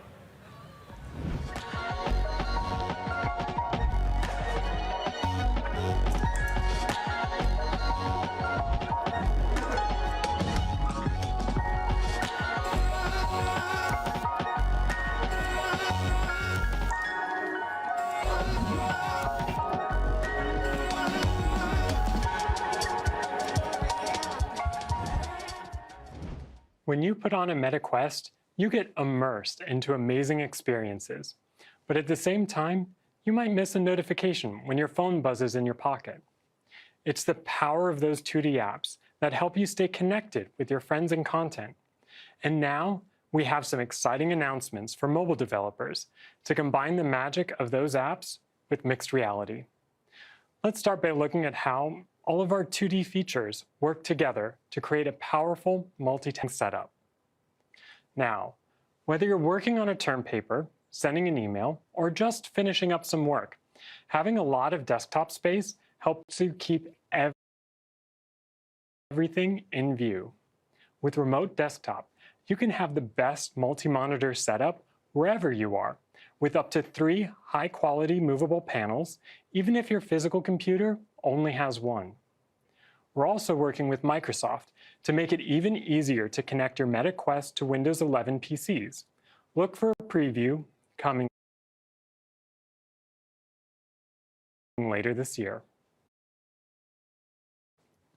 Okay, once you're done with your work, you just want to sit back and relax. And after a long day of standing and sitting, sometimes you just want to lie down. So we sat back and thought to ourselves, why not let people just do that with their Meta Quest?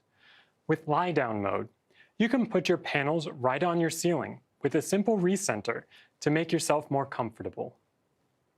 While you're relaxing, multiple panels can be useful too. We've unlocked the ability for you to open up to 6 apps at once and move those panels freely around your space. You can watch a video on YouTube VR, stay connected on WhatsApp, and check your Instagram feed, all at the same time, or just focus on one.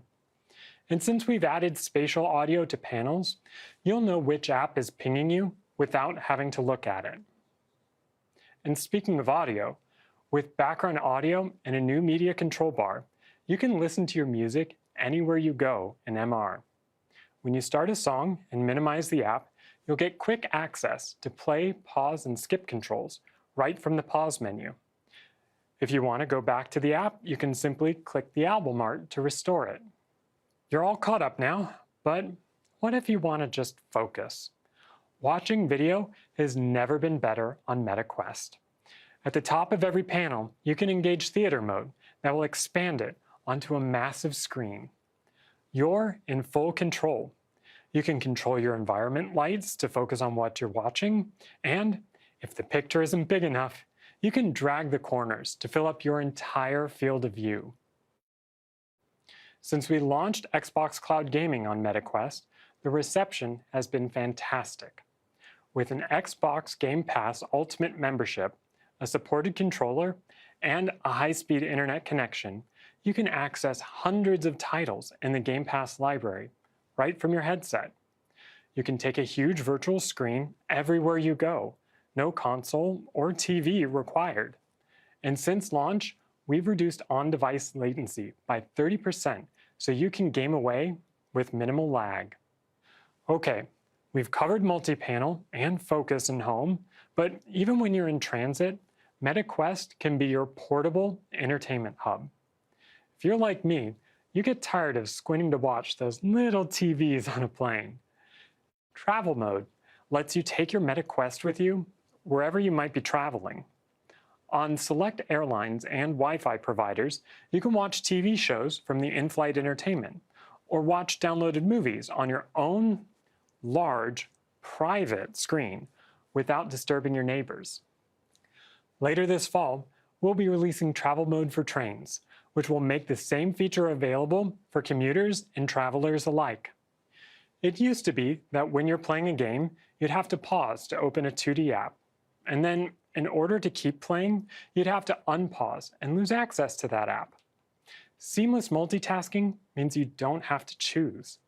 You can move back and forth seamlessly between your game and 2D app, which opens up a whole new range of possibilities, like keeping an eye on your messages while waiting for everyone to get online, keeping track of the score while you're playing, or keeping a guide open while you're leading the party into a dungeon delve. If you need even more help, you can now phone a friend. With remote casting, you can cast your point of view to a friend on a WhatsApp, Messenger, or, coming soon, a Horizon call, the same way you might cast to a TV locally. This is so helpful if you're trying to guide a friend who is lost, or show off a new game to your buddies. This is available for any third-party developer to integrate into their apps, which will appear automatically once added. Now, these panel features change the game and how people can use their MetaQuest. But we think this also opens up massive possibilities for mobile developers. That's why I'm pleased to announce that starting today, any developer can submit a 2D app to our store. All you need to do is sign up for a developer account through developers.meta.com/Horizon and submit your app. You'll have access to the same developer tools, such as early access, A/B testing, and analytics, and we'll be launching an Android 2D version of our platform SDK later this year, with support for service integrations like in-app purchases. When I play games with my brothers in mixed reality, we're rarely just gaming. We're swapping stories, sending links, and looking for new things to try. I know we're not alone. 30% of monthly users open at least one app on top of their games to message their friends or check a guide. Almost half of monthly active users access the browser, which makes it the most used app on all of MetaQuest. As developers, this gives you an opportunity to bring more apps from the phone into MetaQuest and engage with people in new ways. Since Horizon OS is branched from Android, it's incredibly easy to get started. Most Android 2D apps will work well with minimal modification, and in fact, all of our own system apps are written with the same React Native we use on Facebook and Instagram. You use the same development toolchain as with the phone, and just push the build to a MetaQuest in developer mode to verify it's working. If you're a web developer, our Chromium-based browser already works well with most websites, and you can package up a progressive web app in just a few minutes. Quest 3 sales are outpacing our expectations. We have a massive core gaming audience, but also emerging populations using their headsets for new use cases like virtual offices, hangout spaces, and media rooms. With the affordability of the Meta Quest 3S, the Meta Quest family of devices is accessible to a wide audience of people who are looking to get more out of their device every day. And let me be clear, you have the opportunity to define what that future looks like. We launch new updates every month, but it's ultimately app developers who bring amazing new ideas to life. What's more, with the new Metaspatial SDK and WebXR, you can easily take your 2D apps and extend them, adding immersive features whenever you're ready for it. This year, we've launched new ways to multitask, consume media, and stay connected wherever you go, both virtually and physically. You can sign up for a developer account and read more on our developer site. And coming up next, you'll be able to learn more about extending 2D apps with spatial features and finding success on our store.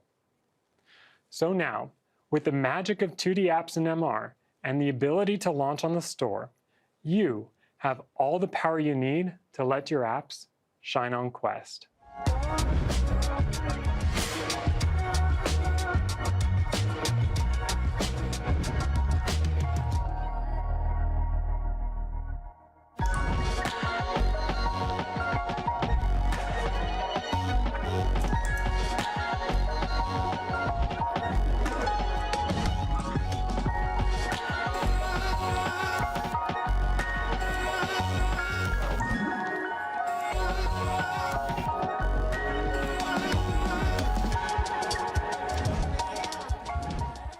As you've heard, we are opening the Meta Horizon OS platform and making it accessible to more developers. The majority of content available on Meta Horizon today is built using game engines. This has resulted in a thriving ecosystem, but one that leans heavily towards games. Today, we want to welcome mobile developers to build for Meta Horizon using Metaspatial SDK and usher in a new wave of apps and experiences for Quest users. Hi, I'm Mike Armstrong, the tech lead for Metaspatial SDK. Metaspatial SDK is a new way to build spatial experiences for Meta Horizon OS, and I'm very excited to show you what we've been working on. Metaspatial SDK lets you combine the rich ecosystem of Android development and the unique capabilities of Meta Quest via accessible APIs. It is Kotlin-based, allowing you to use the mobile development languages, tools, and libraries you're already familiar with. Whether you're an established company, startup, or individual, you can build completely new immersive apps, or take your existing mobile app and extend it by adding spatial features. Mobile developers can quickly build their front end using their favorite 2D UI framework combined with our 3D capabilities. These apps can be built on top of established mobile backend services and libraries, enabling companies to quickly and scalably build for Quest using their existing engineering talent and resources. With Spatial SDK, MetaQuest devices become another form factor in your mobile development process rather than a completely new technology stack. Let's take a look at some apps built with Metaspatial SDK that show the capabilities and features of the framework. MetaQuest TV is our popular media app, which can be used as a media viewer for a growing number of users capturing immersive content, such as 180, 360, and spatial media. HMDs are the best way to view this content. The MQTV team leveraged the Metaspatial SDK to build a custom immersive player to run alongside their existing app. This enabled a richer viewing experience for spatial videos and panoramas that let users relive the moment. MQTV is a hybrid app. That means it takes advantage of both the multitasking panel state and the fully immersive state to offer its users the best viewing experience based on the content type. Next, we have our Focus Showcase app. Focus is an open source reference app that shows developers how to build a productivity app using the new Metaspatial SDK. Infinite screens is one of the most compelling experiences in mixed reality. The Focus app demonstrates how developers can leverage their favorite 2D UI framework to build interactive windows from navigating web views to inputting text and images. These elements are positioned optimally in 3D environments that transport you to another world or fixed relative to your actual world. An app like Focus shows how developers can utilize mobile capabilities they are familiar with and combine them with Quest platform functionality via intuitive metaspatial APIs to build the perfect spatial experience. Now let's jump over to the GeoVoyage Showcase app. The GeoVoyage app shows developers how to build apps that leverage modern 3D graphics and blend them into the real world with mixed reality capabilities. Create realistic 3D assets using our extensive GLTF 3D model support that includes image-based lighting, physically based rendering, animation, and more. Additionally, custom shaders give you the flexibility and control to create the visual experience you desire. You can place this vibrant virtual content into the real world and have it blend seamlessly into the environment without MR capabilities. Metaspatial SDK supports key MR features including pass-through, scenes, anchors, and our mixed reality utility kit library. By combining these capabilities together, you can build engaging mixed reality experiences like GeoVoyage. As I mentioned earlier, Metaspatial SDK is additive to the existing mobile ecosystem, and you can leverage all of it to build a truly unique experience for Quest. This includes new innovations within the mobile ecosystem, such as AI tools, CV libraries, and new immersive content like G-splines. For instance, both the Focus and the GeoVoyage Showcase leverage common AI libraries to enhance the experience. Check the open source code to see how simple it is to add AI capabilities to your Metaspatial SDK app. You saw some great examples of apps built with Metaspatial SDK, and I want to highlight some of those key capabilities.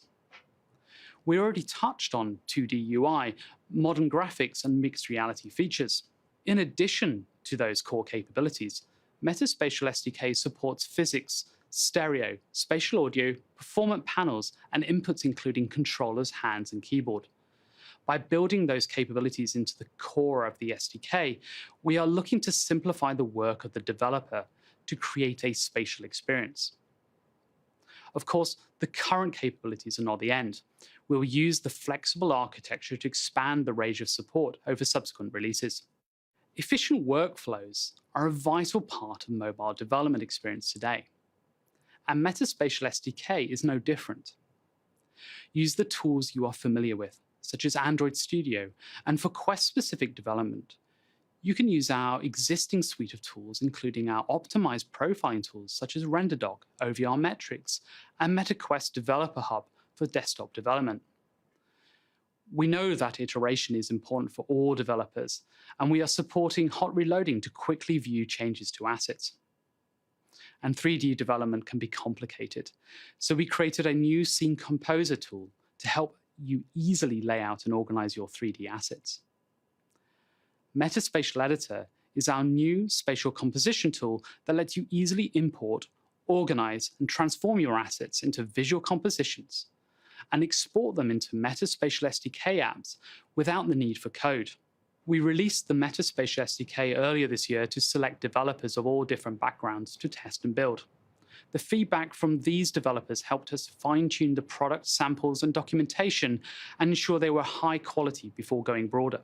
We found that even those without a background in XR were able to rapidly prototype and create new immersive experiences, especially with the help of our new visual spatial composition tool, Metaspatial Editor. Teams of engineers and designers were able to quickly pull on their existing expertise to collaborate and build a variety of immersive apps that span different categories. From productivity and media to lifestyle and social, the possibilities keep growing. Both Metaspatial SDK and Metaspatial Editor are available today in open beta. To start building with Metaspatial SDK today, follow this QR code to access our comprehensive documentation, API references, and samples.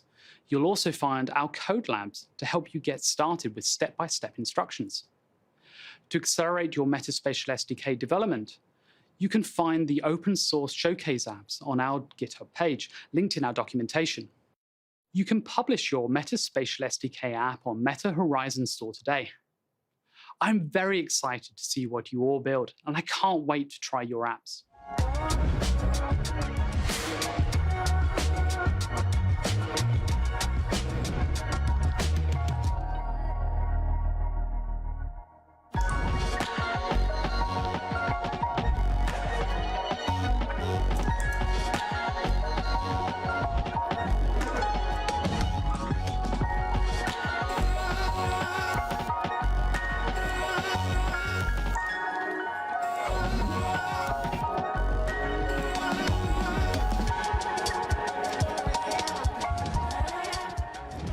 Yeeps is one of the most popular and fastest growing social VR games out there, and it wouldn't exist without the Horizon Start program. My game dev journey began 9 years ago when I met Nathan in freshman year of high school. We bonded over our shared love for building in Scratch, Minecraft, and Little Big Planet. But ultimately, we aspired to make more complex games and made it our mission to learn Unity.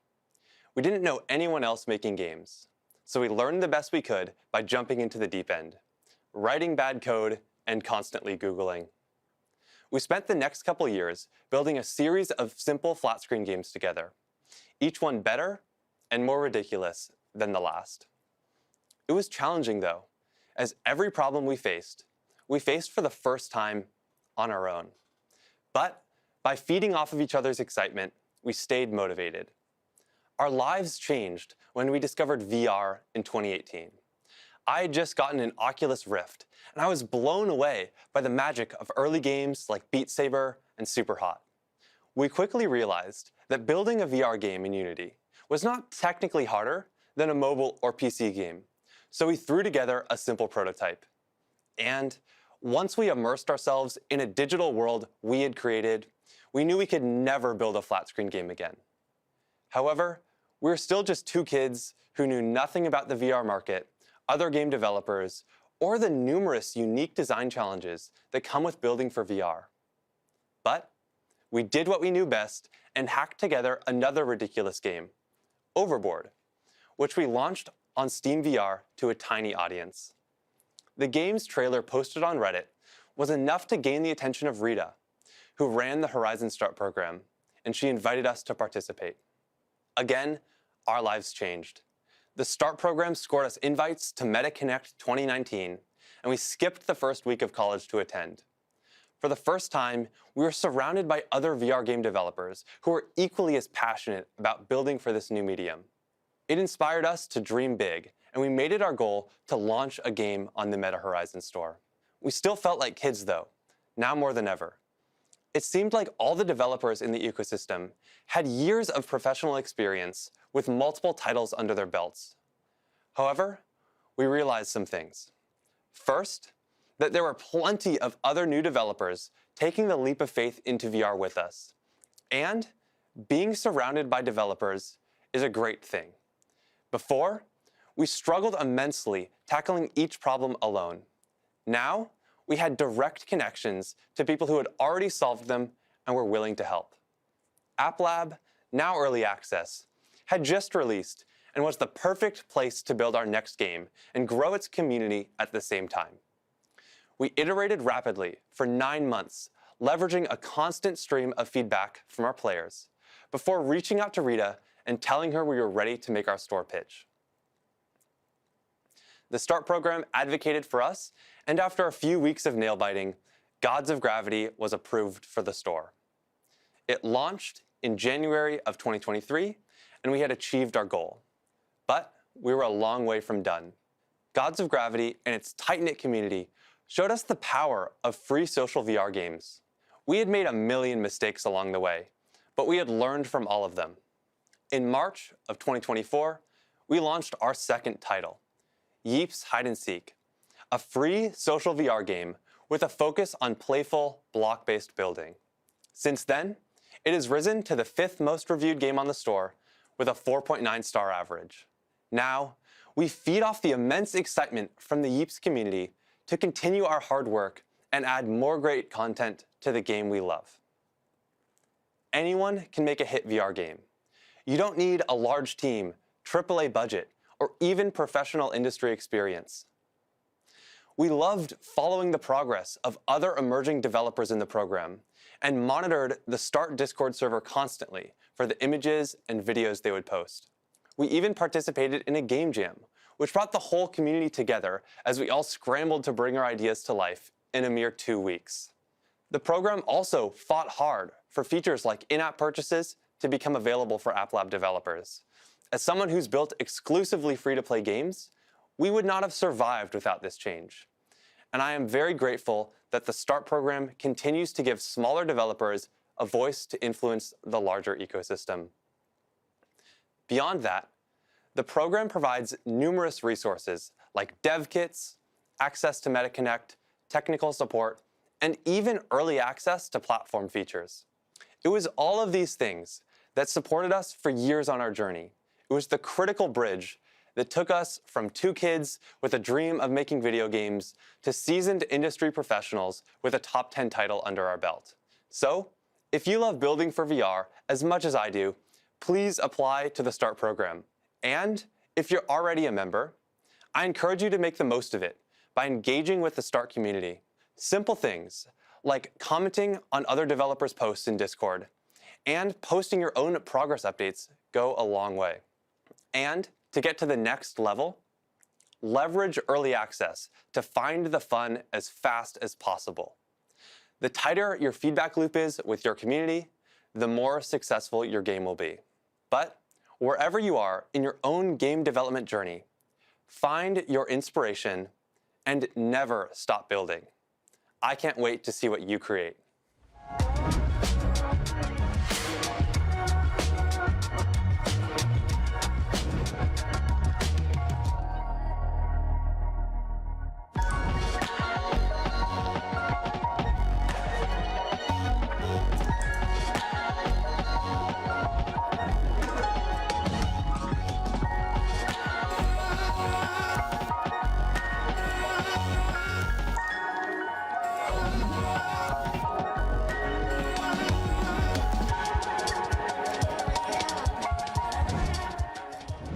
Our aim is to make the Meta Horizon store the destination that unlocks your success by enabling growth and discovery of your content.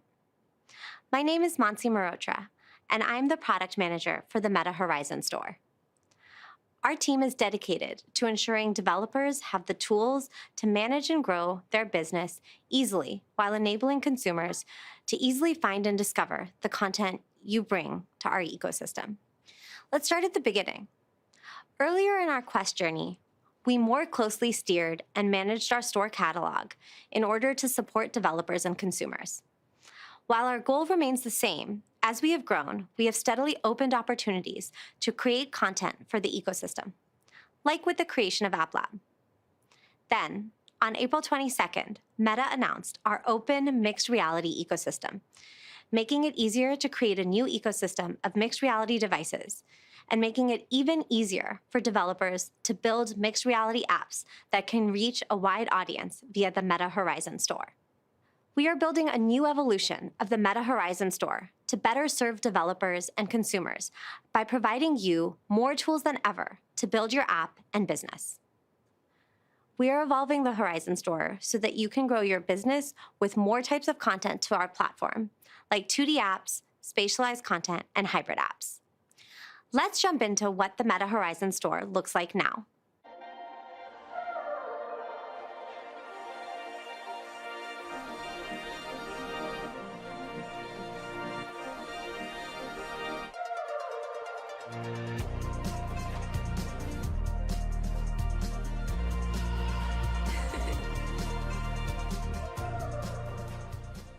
We have multiple combinations of shelves for consumers to discover content, such as top lists, top selling of the week, recommended collections that are personalized for the user, browse all views, and curated collections, all that contain your VR MR titles, Meta Horizon worlds, spatial apps, and 2D apps. Now let's jump into some of the great tools you can leverage throughout your journey, from build to pre-release to post-launch. Early access is a new path you can use to launch your app. Early access apps show up in the Meta Horizon store, like fully published apps. Consumers no longer have to navigate to different destinations to find early access style content. Early access includes badges that let consumers know that you're still developing your app, but it is a great time for them to engage early and give feedback. Consumers will see the badge on your app's product detail page, signaling that your title is early access. When you're ready to release your full production app, you can remove the early access badging and notices.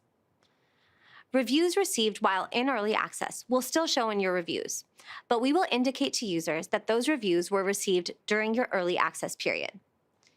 We've made early access available to any developer building out a new app or apps that are in progress, meaning you haven't shipped your app to the store yet. You can mark your app as early access via the app submission page in Developer Dashboard. When you're ready to release your full production version of your app, you can turn off early access and display it as a regular app on the store. If you've already published an app to the store, you are no longer able to turn this on. You can also leverage our Coming Soon and pre-order pages to start generating interest early while your app is still in development. Coming Soon gets your product details page out to the public so you can start generating interest from potential consumers. You can launch your Coming Soon page up to 180 days before your app goes live. You can also enable pre-orders or pre-purchases up to 90 days before your app goes live. Customers that pre-purchase your app will have it right in their library as soon as you launch. In addition to enabling you to bring content under development to the Meta Horizon store, an open ecosystem also means that we'll have more content for consumers to browse and explore. So, it's more critical than ever that you put your best foot forward to be discoverable and searchable. To do that, make sure you take the time to go through your genre and subgenres to select the appropriate categories that consumers will use to find you. To further bolster your reach and convert more consumers, we also highly suggest giving consumers a glimpse of your app with immersive 360 previews. This allows consumers to get a feel for your app from your product detail page without having to purchase or even download anything. An additional way to reach and convert more consumers is by addressing international markets. You can localize your app in additional languages and offer local pricing. When consumers open up an app on the Meta Horizon store, they expect apps to run well, for input to be uniform, for the content to be safe and secure, and more. We developed our virtual reality checks, VRCs, to help address these and help you build high-quality apps. VRCs are divided into categories of evaluation. This includes assets that accompany your app's performance, its function, how it handles input, and its privacy and security. You must pass all required VRCs, and whenever possible, strive to meet or exceed the recommended VRCs. Exceeding VRCs may improve your discoverability in the store. Beyond our core VRCs, we also want to make sure that we're putting content in front of consumers that engages them, keeps them in MR and VR longer, and gets them to come back. Make sure you're capturing your app's best qualities and features on your product details page to attract the right kind of consumers. To help you make great assets and descriptions for your app on the product detail page, we've built A/B testing that is available to all developers that lets you test different assets on your PDP, like cover art, video trailers, descriptions, screenshots, and immersive layers. You can start A/B testing today on your assets to maximize for user acquisition. We have additional A/B testing you can also leverage for pricing. This is a great way to test how user demand reacts to different price points and can help you convert more consumers. We've built in great tools that can also help convert consumers who are on the fence about purchasing your app and turn them into customers. In addition to the ones already mentioned, we have Meta Open Sales or promotion enrollment. These tools will allow you to promote and discount your app, which will also enable it to show up in additional sections of the Meta Horizon store. We also offer Try Before You Buy. This is a great way to offer consumers a way to try your app for 15 to 30 minutes, increasing their confidence to then purchase your app. There are additional new monetization models you can now leverage that support your business. This includes subscriptions and add-on content. Subscriptions can now be used to generate recurring revenue that can support your content, fund continued improvements, or even cover various service costs associated with your app. Add-on content is now available to all Meta Horizon Store developers. Add-on content can be set up as either in-app purchases or downloadable content, giving you more options to both build great experiences and monetize. We just launched Metrics Benchmarks, a new tool available for all apps in the Meta Horizon Store. Benchmarks helps you gauge your app's performance compared to other apps on the platform. It's a great way to assess and prioritize the areas of improvement for your app. We've continued to develop analytics that provide you details on your app's performance, like installs, active users, revenue, time spent, ratings, and more. And you can now trigger alerts for various analytics, helping you respond faster than ever to changes in your app's performance. We're excited about this journey to our new and open Meta Horizon Store. As we continue to evolve and grow, our goal remains the same: to provide developers with the tools they need to succeed while putting great content in front of consumers that will keep them excited and coming back to Meta Horizon. We appreciate your partnership on this journey as we continue to build the future together.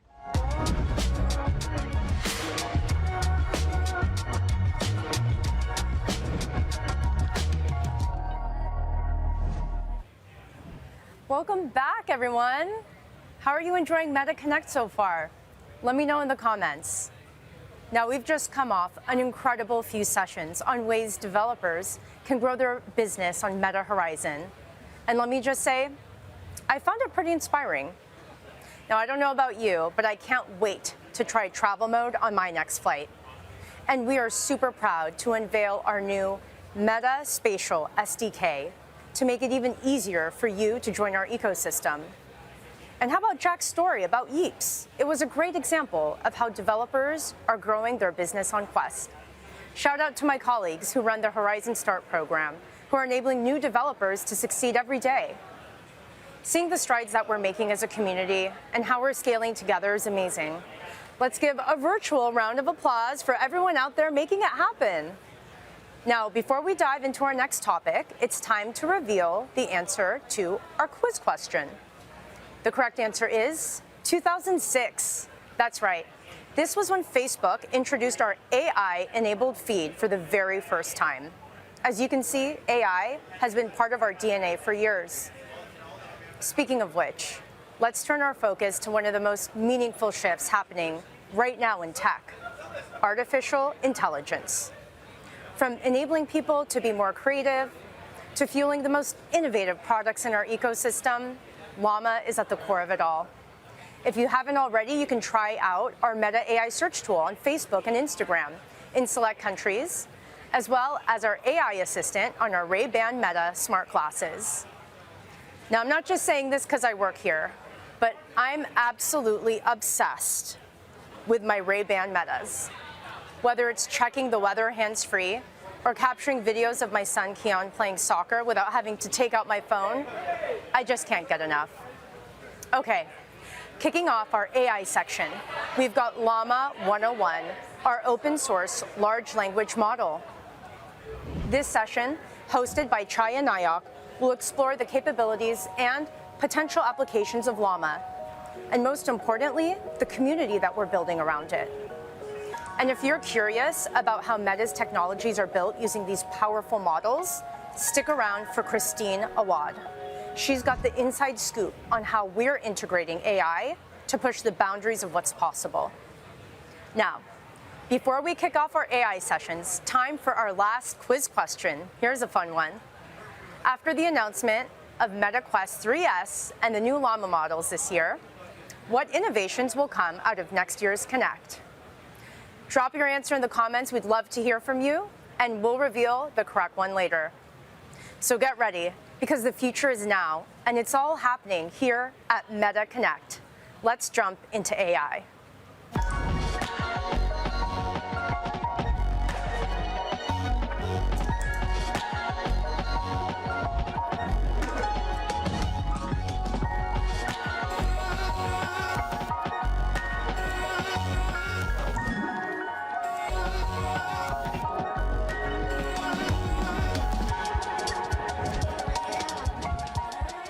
Hey there, llama lovers. I'm Chaya, a certified llama wrangler, aka product manager. And I'm thrilled to share the latest from our llama herd. Over the past year, our herd has grown with the arrival of Llama 3, a new generation of state-of-the-art models. Today, I'll take you on a tour of our herd, and I'll showcase a few things. One, our open pasture approach. There are no cages here. We let our llamas roam free, fostering collaboration and innovation. Two, the llama herd's harmonious hum. I'll share how our models work together in perfect unison to support your generative AI needs. And three, safe grazing practices, where you'll learn how our herd ensures your products provide a secure and enjoyable experience for your community. Okay, enough with the amazing puns. A key differentiator of llama, other than having the best product name ever, is the fact that we are taking an open approach to developing llama. This open approach has been a core part of our philosophy from the very start. For developers, open access to Llama 3 means freedom to innovate, experiment, and push boundaries. For Meta, we believe that a stronger ecosystem makes our herd stronger. By sharing our technology, we're fostering collaboration, driving progress, and accelerating AI advancements. And for the world, this means faster innovation and global growth of impact of generative AI products and experiences. And together with Llama, we're unlocking new possibilities and really shaping the future of AI. Our partners agree that our focus on open source breeds both stronger models and a healthy and flourishing ecosystem. Over the last year, since we open sourced Llama 2, we have a community with hundreds of partners and have seen over 300 million downloads. The most exciting part of this growth and adoption is the recipes and the innovations that we are seeing from the community every single day. To support the diverse needs of the Llama community, we are building many Llama models that can be used as a system to create efficient and optimized experiences for all of your needs. Unlike our competitors, Llama offers options. From pre-trained or aligned models and various sizes to fit your use cases, compute, or infrastructure constraints, these models can really work in tandem to support all of your needs. This year, we introduced upgraded 8B and 70B parameter models featuring multilingual support, a longer context length of 128,000, state-of-the-art tool use, and enhanced reasoning capabilities. These capabilities make Llama ideal for advanced use cases like long-form text summarization, multilingual conversational agents, and even coding assistants. And with our new licensing terms, developers can now use Llama model outputs, including our 405B model, to improve other models. With Llama, you both get flexibility and you get control. True to our commitment to open source, we've made these models available to the community for download at llama.meta.com and on Hugging Face. They're also available on our broad ecosystem of partner platforms. We also open sourced our state-of-the-art model, Llama 405B. Our pre-trained model, Llama 3.1 405B, was trained on over 15 trillion tokens using 16,000 H100 GPUs. With a standard decoder-only transformer architecture and improved data quality, Llama 3.1 405B absolutely sets a new standard. Our fine-tuned models undergo multiple rounds of alignment using supervised fine-tuning, rejection sampling, and direct preference optimization. And we generate high-quality synthetic data and ensure balanced data quality across all of our capabilities. For the average developer, we understand that using an AI model at the scale of the 405B model is quite challenging. While it's an incredibly powerful model, we recognize that it requires significant compute resources and expertise to work with. And we know that not every partner really has that expertise. So we've spoken to the community and we realize that there's so much more to generative AI development than just prompting models. And we really want to enable everyone to get the most out of this 405B model. This is where the Llama ecosystem can really help. developers can take advantage of all the advanced capabilities of the 405B model and start building immediately. Developers can also explore advanced workflows like easy-to-use synthetic data generation, follow turnkey directions for model distillation, and enable seamless RAG solutions with partners from AWS, NVIDIA, and Databricks. Additionally, Grok has optimized low-latency inference for cloud deployments, with Dell achieving similar optimizations as on-prem systems. In addition to these models, you can also bring together all of our offerings with the Llama system.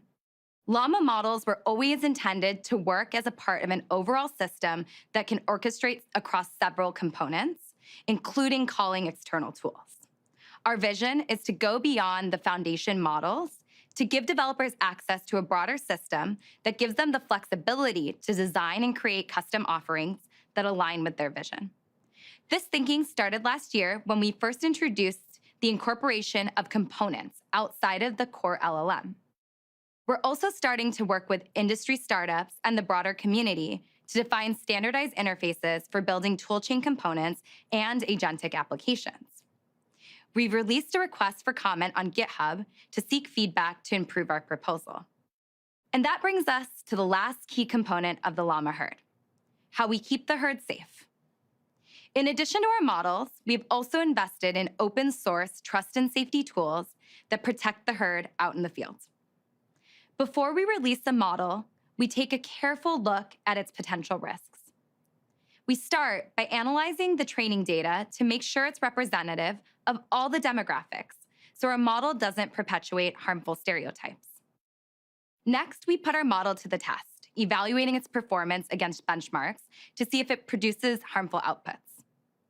If we identify any issues, then we fine-tune the model to reduce this risk of harm.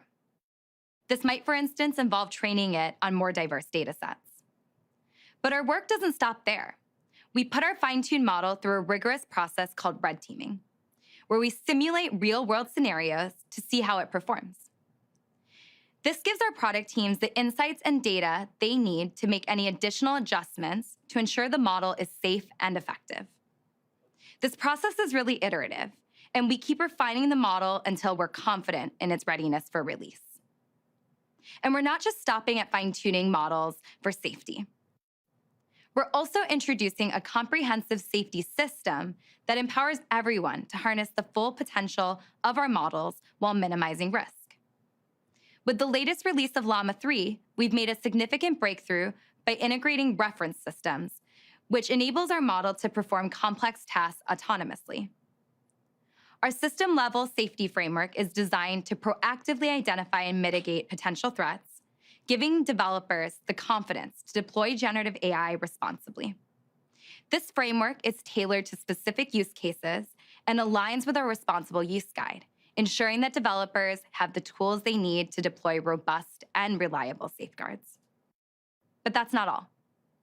We're committed to fostering responsible deployment and innovation through our Open Trust and Safety Initiative.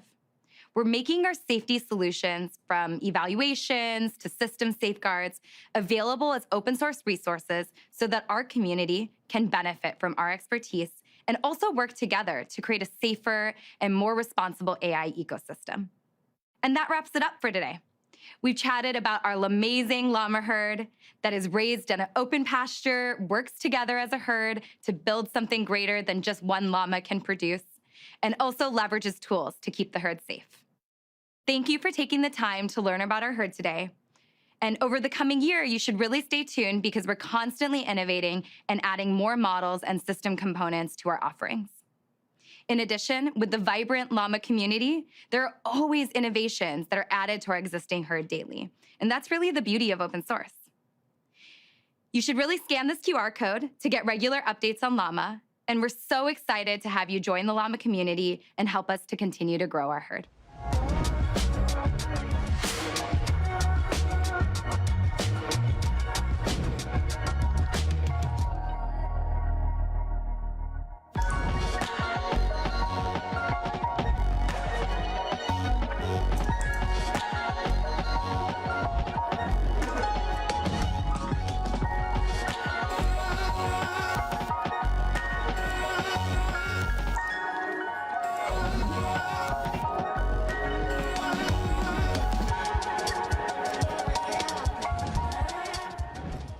Hello, my name is Christine Awad, and I'm a Senior Director of Engineering here at Meta, working in the generative AI space.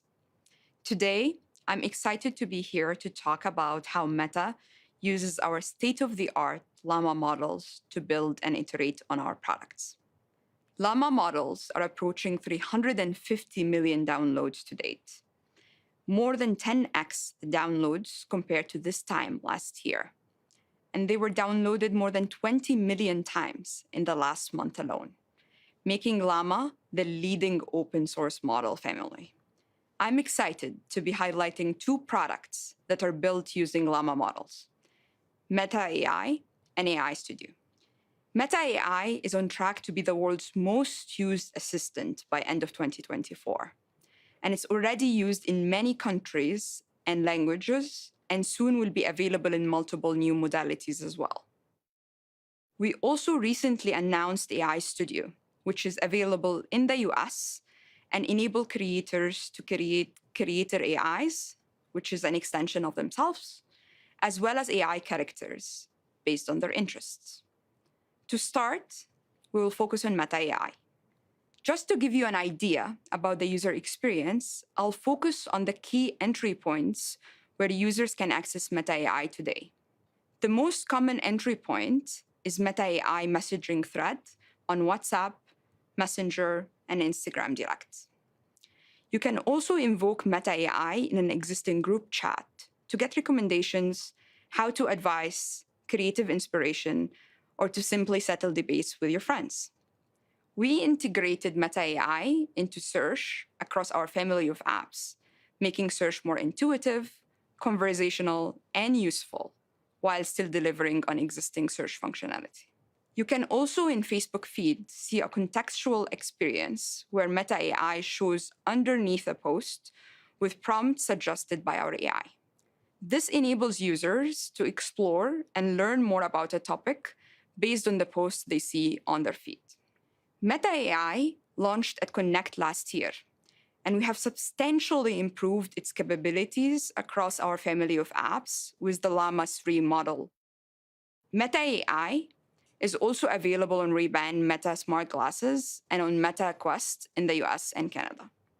We have also recently launched the largest model from the Llama 3 model family of 405B parameters that marks the most capable LLM model serving in production today. Llama 3.1 405B is our most advanced model with flexibility, control, and state-of-the-art capabilities that rival the best closed source models. Try Llama 3.1 405B in the US on WhatsApp and at meta.ai by asking a challenging math or coding question. On the technical side, we use a combination of rejection sampling, direct preference optimization, and constrained generative policy optimization to fine-tune our production LLM. The flywheel is an effective lever today for improving Meta AI's response quality. It is extremely efficient in helping Meta AI learn and improve for priority jobs to be done, including recommendations, writing, and support. In particular, for longer multi-turn and more complex prompts. We also leverage the flywheel to mitigate key failure scenarios about Meta AI's capabilities and language mismatches. AI assistants are evolving beyond simple text chatbots to being able to solve complex tasks across research, tutoring, and productivity. These tasks often involve multiple steps, planning, tool use, interaction with the user, and sophisticated reasoning capabilities. Last year, we introduced the Meta AI Orchestrator to enable plugin capability when Llama 2 was primarily a text completion model. Limitations of the previous architecture included not being able to support deep research use cases that require multiple searches, not being able to support blending of the results from multiple tools natively, and not interweaving multiple tools in a multi-step manner. The future of generative AI is for foundational models to be able to take multiple steps to reason, decide, and act to achieve goals, leveraging tools, resources, and data to interact with the world. Meta AI is now multilingual with our existing launches and is also evolving to be multimodal with multimodal inputs and outputs. Next, I'll go into more details about AI Studio. This past July, we also launched AI Studio in the US. AI Studio is a destination where anyone can create an AI character based on their interests, and creators can build an AI extension of themselves. With AI characters, you can harness the power of generative AI to create a conversational agent that's limited only by your imagination. If you want, you can then share this AI character with your friends and the world so that anyone can have conversations with it. And if you're already an established creator, creator AIs let you create an AI version of yourself that can carry on one-on-one conversations with your audience members at scale, saving you many hours. Your custom AI can now reply to incoming direct messages, giving your fans a new interactive experience, all based on your own content. Let's dive into some of the specifics of what we do to make creator AIs work. A central challenge for developing AI representations for creators is ensuring generated answers are faithful to creator style, content, and unique brand safety standards. Our retrieval-based creator AIs incorporate posts, comments, and stories from the creator to return representative responses in both factuality and style. In addition, due to the fact that our system is retrieval-based, creators can also add custom facts and correct sample conversation turns with their creator AI to augment their existing content on the platform, tailoring it according to their needs without any need to retrain our LLM. As part of the AI Studio experience, you can also create AI characters. We aim to empower anyone to create high-quality, customized AIs in a simple and intuitive way, whether they are a novice or an expert. To achieve this, we developed a rich creation system for AI characters built on top of Llama. Our creation flow requires the user to provide a name of the character and a short description. We then use our models to enhance the character's personality by expanding upon the short description and generating an embellished character prompt that includes important fields, such as the AI character's avatar, instructions, background story, and example dialogue. Users can get inspired by the results and make further edits to the AI character to truly make it their own. This no-code approach to creating AI characters allows users to unleash their creativity and bring their ideas to life without any technical barrier. The main building block for our AI Studio product is Meta's very own Llama model. We need the model for AI characters and creator AIs to play the role of any fictional character, where interactions are not only engaging, but also adhere to complex and layered instructions given by creators that are specific to each character's persona. To address this, we enhance the Llama model's steerability and conversation quality through multiple rounds of supervised fine-tuning and reinforcement learning from human feedback. These model improvements are guided by a diverse set of evaluation metrics, including instruction following, safety, style, helpfulness, and interesting conversations, to ensure our model meets the nuanced demands of each role effectively.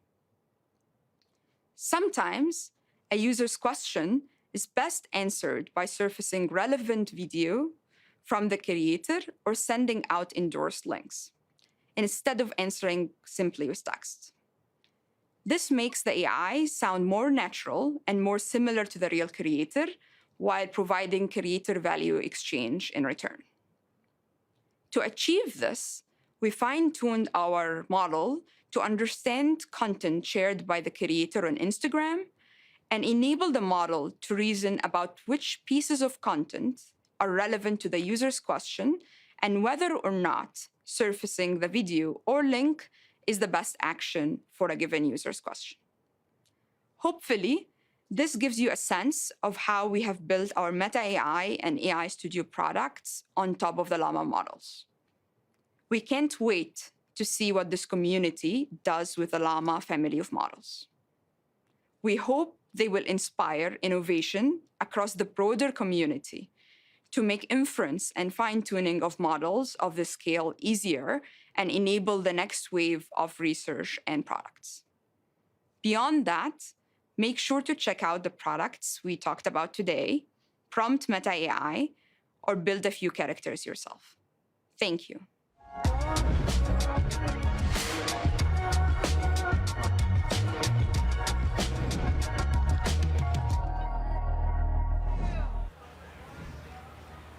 Wow. I cannot believe how many developers have adopted our Llama models over the past year. You know, this is a really pivotal moment for developers who are building the next wave of technology. Christine showed us how we're using Llama to build our own technologies. And hopefully, Chaya's introduction to our open approach with Llama gave you a peek into how open source fuels creativity. Do you have any ideas on how to leverage Llama? Drop it in the comments. We would love to hear from you. And that wraps up our day at Meta Connect 2024. We've explored new horizons in mixed reality, unlocked the full potential of Quest, learned how to grow within the Meta Horizon ecosystem, and explored the next frontier of Llama, Meta's open source AI model. A massive, massive thank you to all of our speakers and everyone who participated, especially all of you joining from all around the world today. Your energy and enthusiasm made this event truly, truly special. If you'd like to rewatch any of the sessions you saw today, they'll be available on Meta for Developers YouTube channel. Oh, and by the way, for our last question, what innovations will we be revealing at the next Connect? Of course, you're going to have to tune in next year to find out. Thanks for playing along. Until next time, keep pushing the boundaries of what's possible. Stay connected, stay inspired, and we'll see you at the next Meta Connect. Have a great day, everyone.